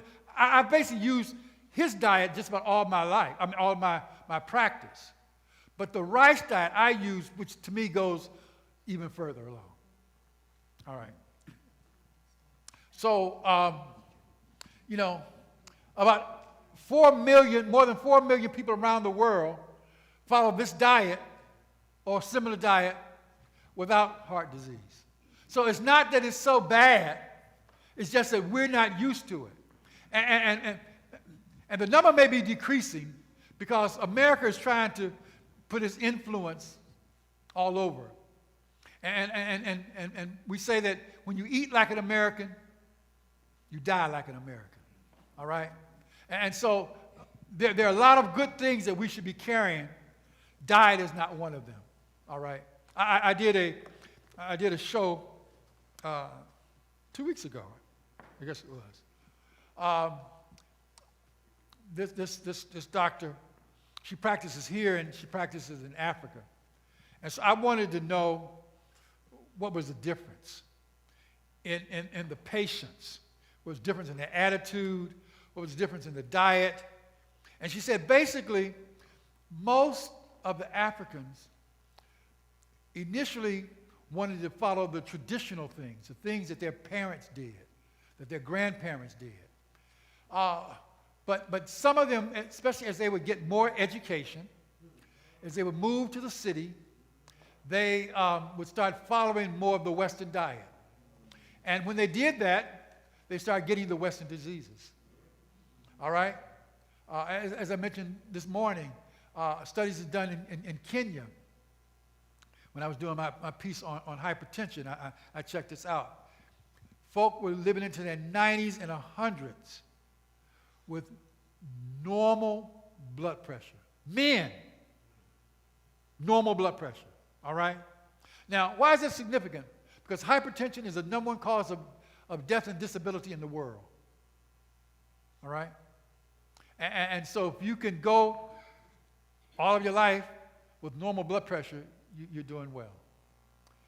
Original diet of man was fruits, grains, and nuts. All right? That's what God gave us. And then after sin, he allowed us to eat vegetables.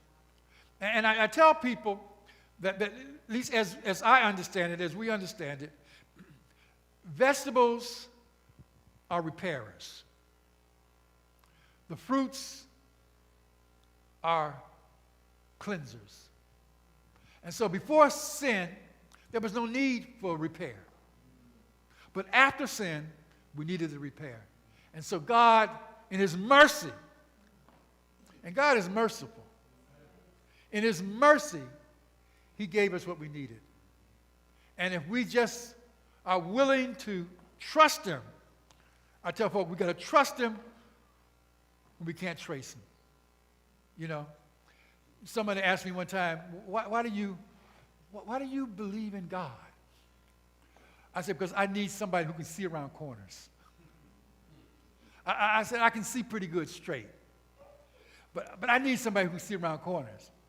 But see, the older I get, the more I realize I need somebody who can just see. You know? Because I look at it and it's a mirage. You know? It's a mirage. And so we have to learn to trust God and lean on him and allow him to speak to us and lead us, guide us, and we'll be all right. All right? This is the internal and external ministry. I just mentioned this real quick. This is for churches, a program I developed for Adventist churches. First, you got to get well yourself. You got to get well yourself. You got to get on the program, and when you register for the program, you make a list of 5 people. And you pray for those people every day. You don't call them, you just pray for them. And you do the program. When the program is over, you call them. You say, you know, my church had this program, and I got on that program.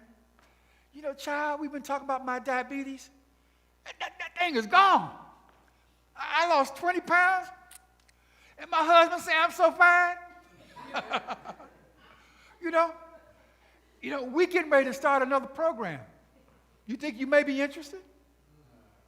You think they come? So they come, they get on the program, and at the end of the program, you say, you know, this is a God-directed program. If God can help us to reverse these irreversible diseases, what else can he do? What else he got up his sleeve? Maybe he can do something with that old crazy husband of yours, or that nagging wife. Can't leave the sisters out. You know, maybe he can help you with that son or daughter. Maybe he can help with you with your finance. See, because if you can help him with your health, you see. And so people who will never come to this church for the word, and I believe God has given us the word. I had a patient, a Methodist preacher, came to me one day. She said, Dr. Watkins, I now realize why I came to you. I said, why? She said, I came to learn that the 7th day is a Sabbath. She said, I studied this thing, and I cannot refute it. I want to thank you. We had never talked about the Sabbath. All I had done was live my life in front of her. You understand? See, that's what God expects us to do. To live our lives, to show forth how awesome he is, how much he loves us, and how powerful he is. If he can create, he can recreate. He can restore. All right? And that's the message that I have for you today. Any questions? Passion.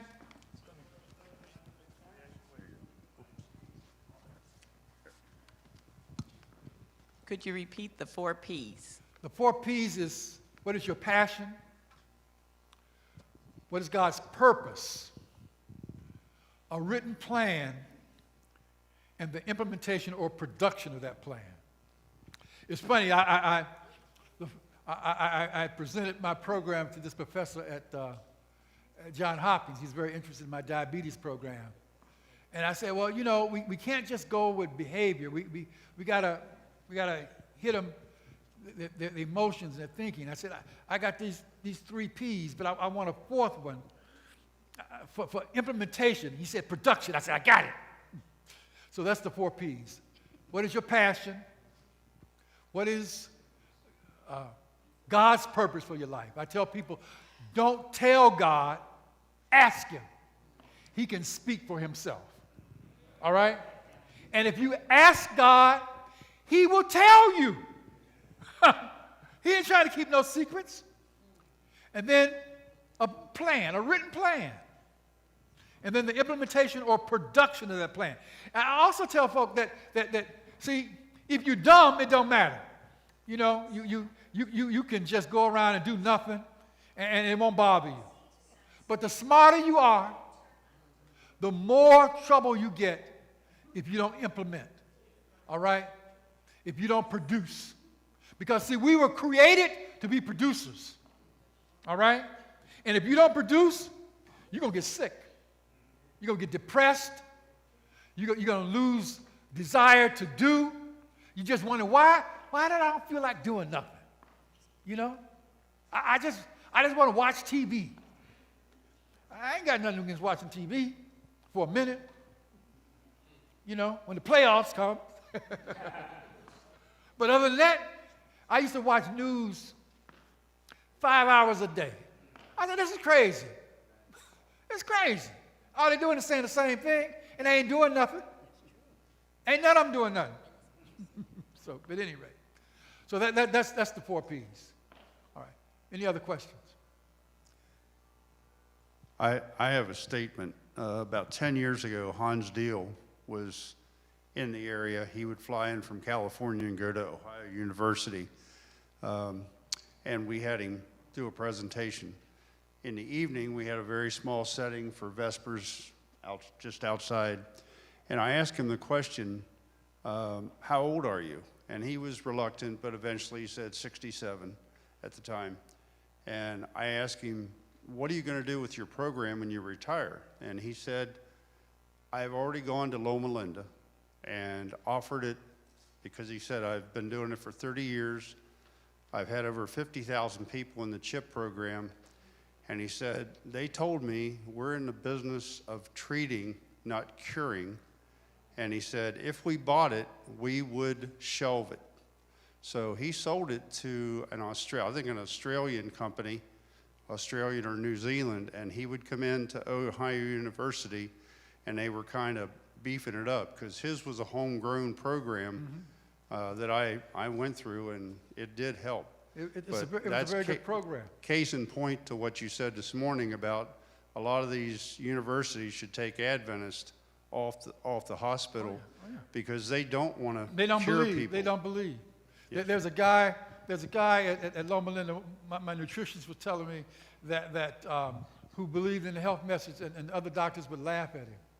You know, there's a program. Remember the 5-day program?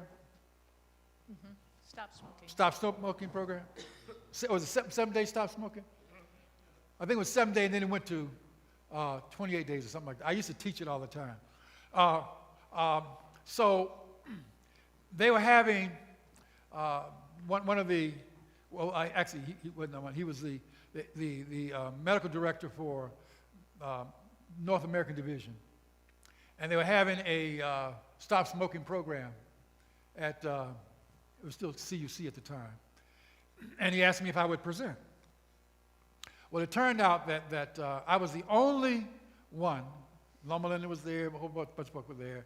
I was the only one that was presenting a non-pharmaceutical program for reversing cigarettes. I get people who've been smoking 50 years off of cigarettes in a few weeks.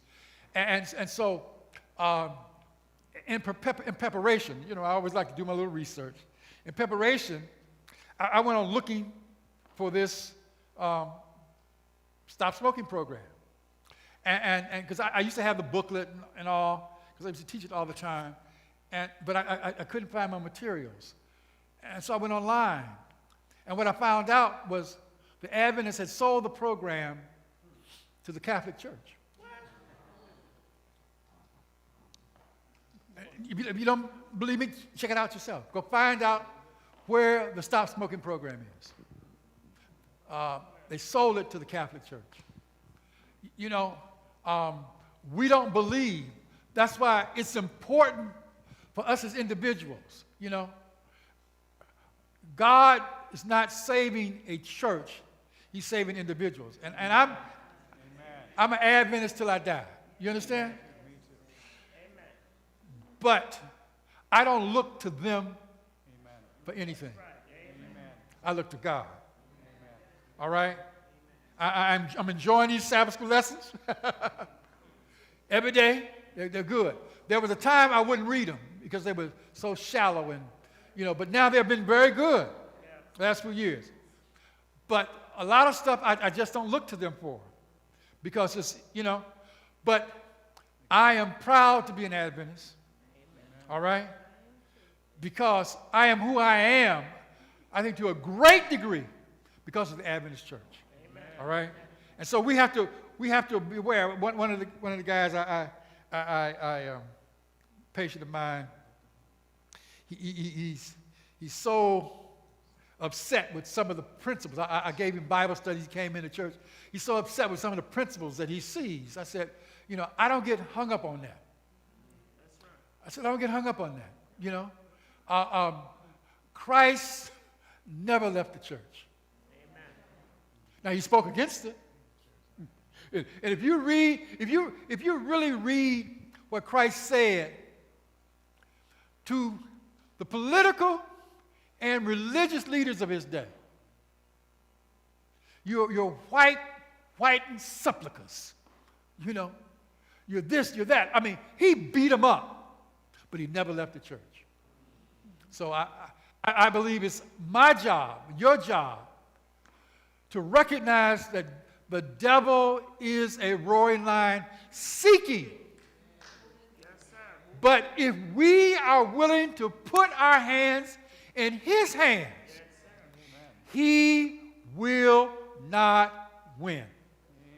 Bottom line. Yes, ma'am. You mentioned when you were talking about diabetes that you were able to help a couple of blind people. Mm-hmm. And you also mentioned glaucoma. Mm-hmm. And I was wondering what your experience with that is, and then what about floaters in the eye? So I've not studied the floaters, you know. I've talked to some of the ophthalmologists. I really haven't gotten a good answer on floaters. I'm going to do more study on it because a couple of days ago I started having some floaters. I said, what's all this about? So I increased my water. I've been working very hard in my yard.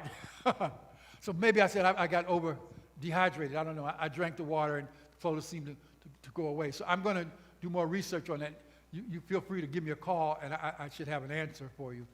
But in terms of the glaucoma, the pressure in the eye, the same things that would decrease the pressure systemically would decrease the pressure in the eye. So that's why the rice diet works so well.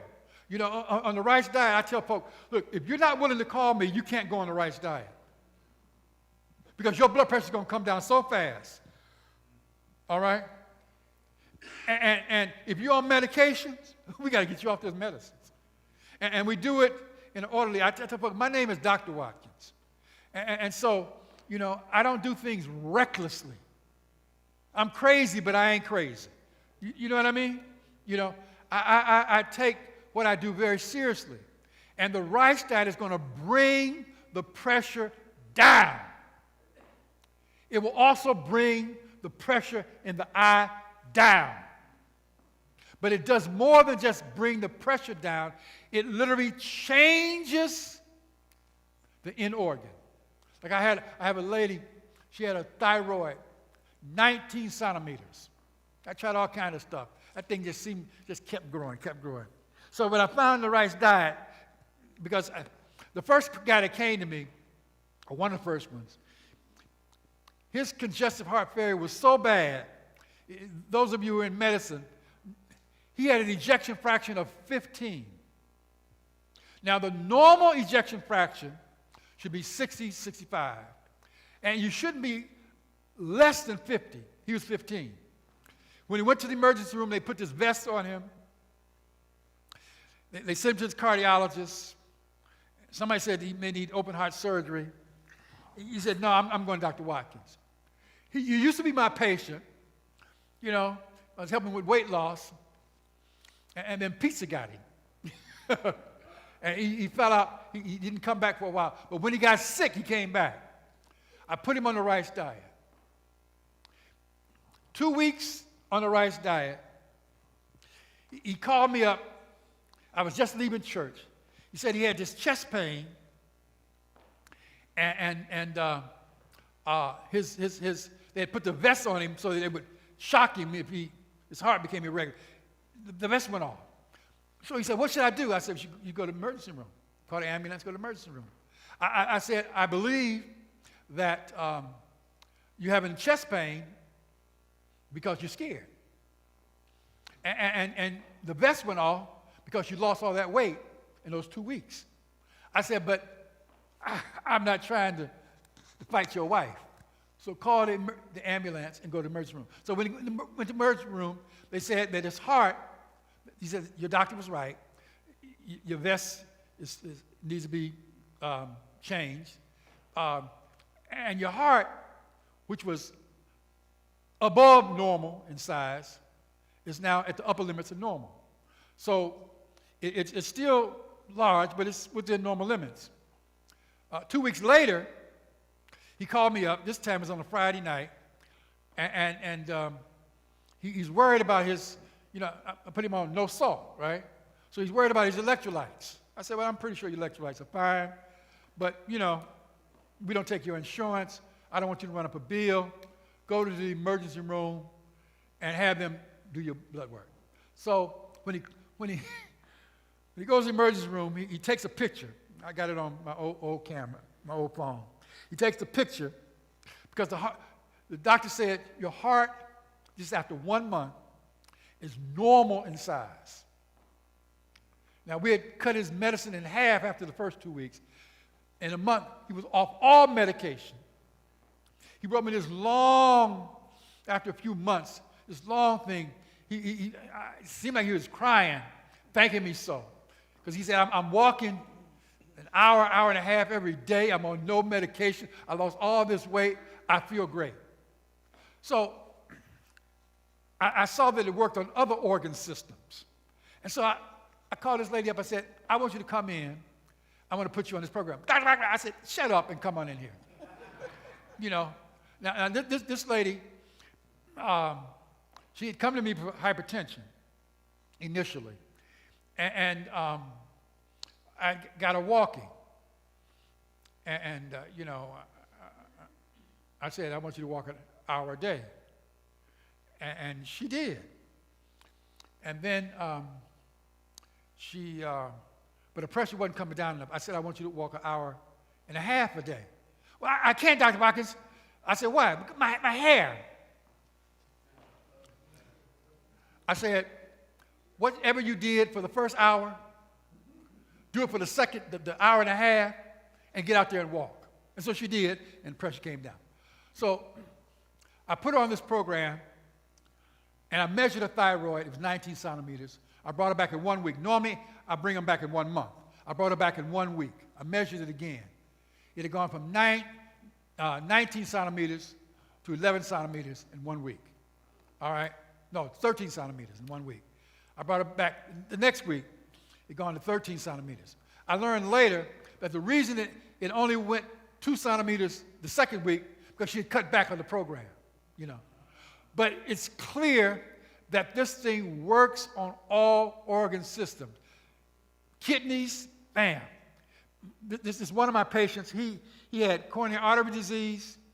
He had valvular disease. He had a triple bypass plus valve replacement. He was diabetic. And I put him on the program.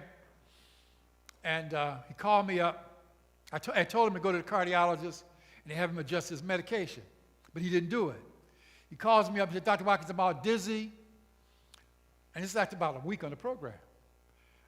And I said, well, what's your blood pressure? It's 70/50.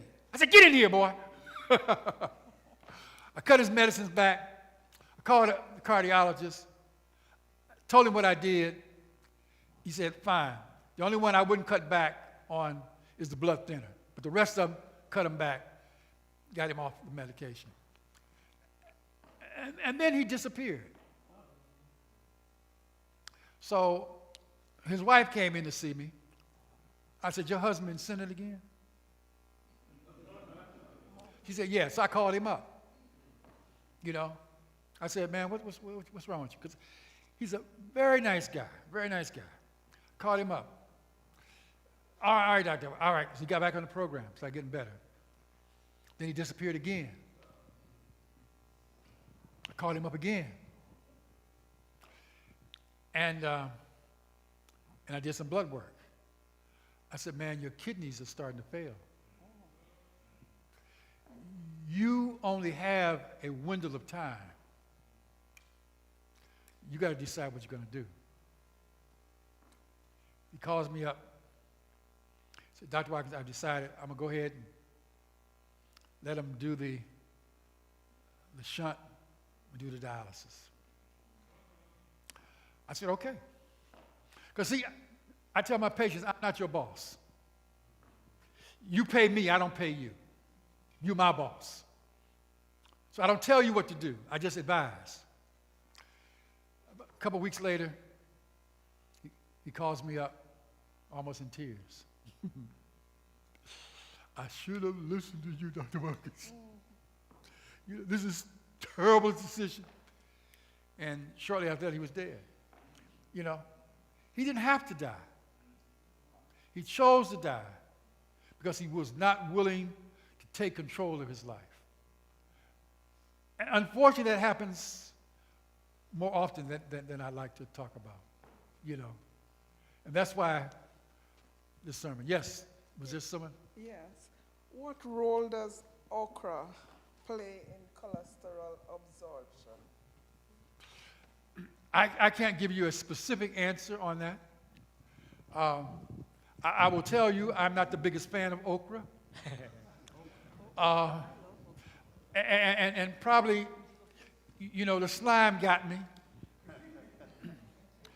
But from what I hear, okra is very good. Some of you may have some information on it specifically. But it's a green leafy vegetable. I mean, a green vegetable. And it's, I would think that it's high in nutrients. You know, I've had some people that can fix it so that it's not slimy and it tastes very good. And, you know. I think we got time for maybe 2 more questions. All right. Okay, maybe 2 more questions.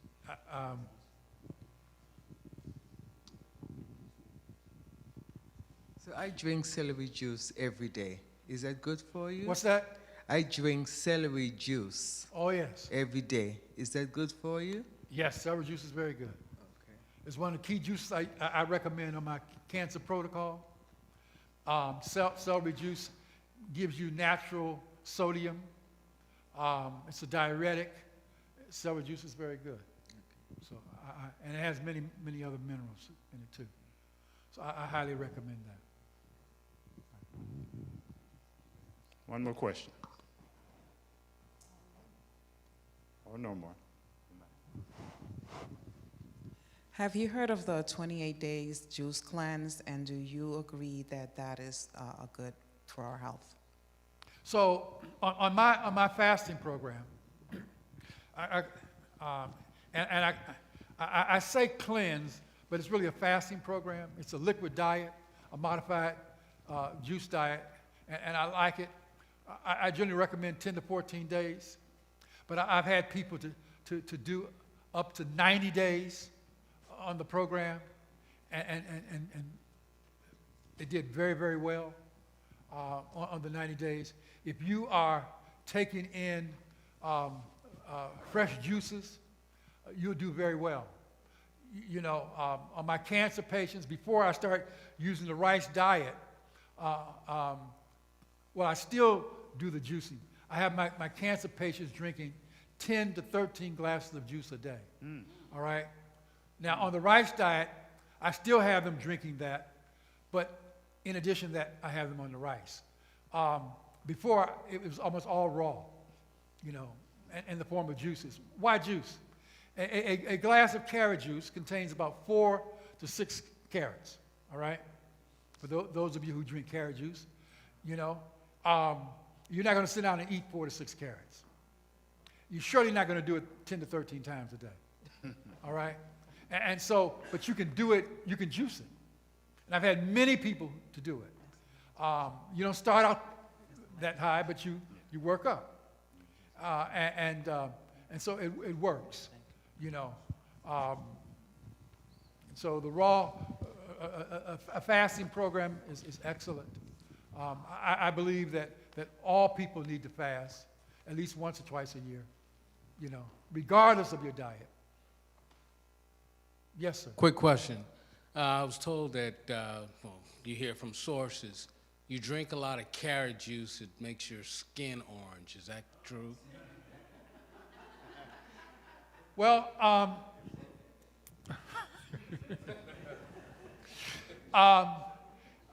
it can affect the color of your skin. It can affect it. But I believe that it's probably a function of your your excretory system.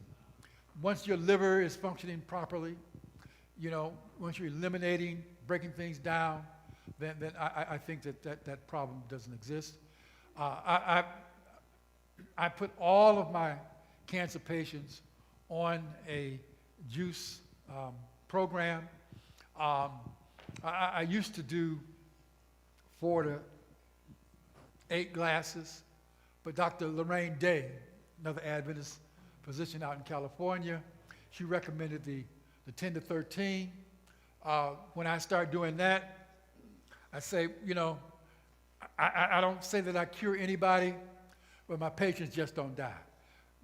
So there's something about the juicing that really makes the difference, and so I highly recommend it. God, in His wisdom, has given us these nutrients, and if we take them in, I did a major study on the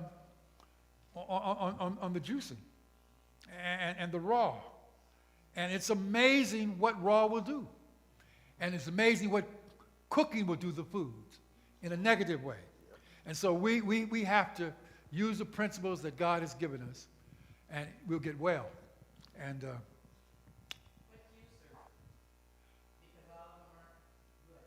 well, I use the Super Angel, which happens to be made by an Adventist company in North Korea, but it's a very expensive juicer. When I found out about it, I was very hesitant because it's $1,200. I said, I'm paying $1,200 for no juicer. And then I said, wait a minute. I've paid over $2,000 at least on 2 occasions for my car. Because I want to buy another car. So I invested in my little Mercedes. You know what I mean? I said, if I put the money in my car, how come I put my money in myself and my wife? So I bought that juicer. It's excellent. Yes, masticating. Super Angel. Yes. That's the best. That's the best. All right. Super Angel. And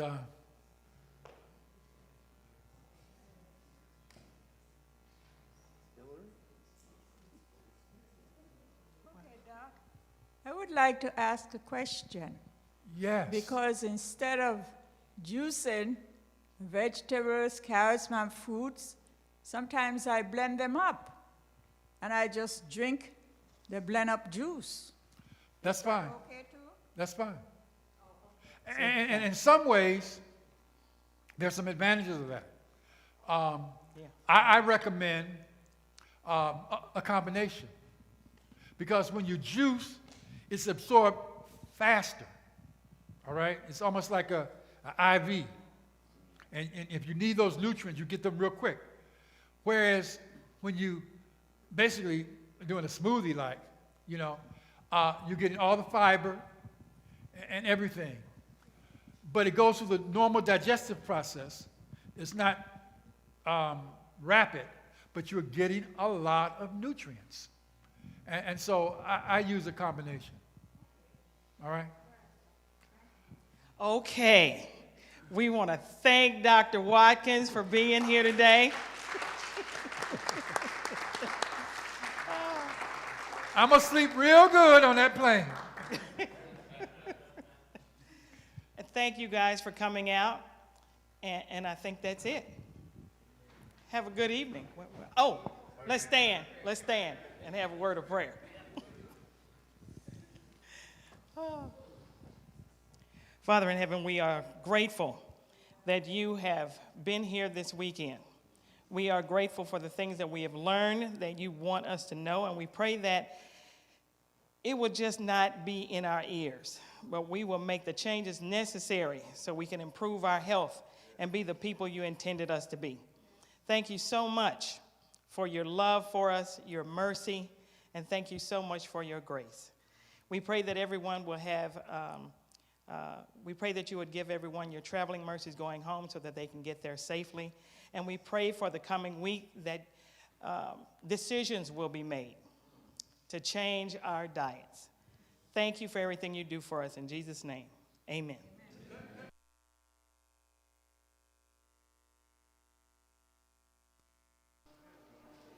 Is it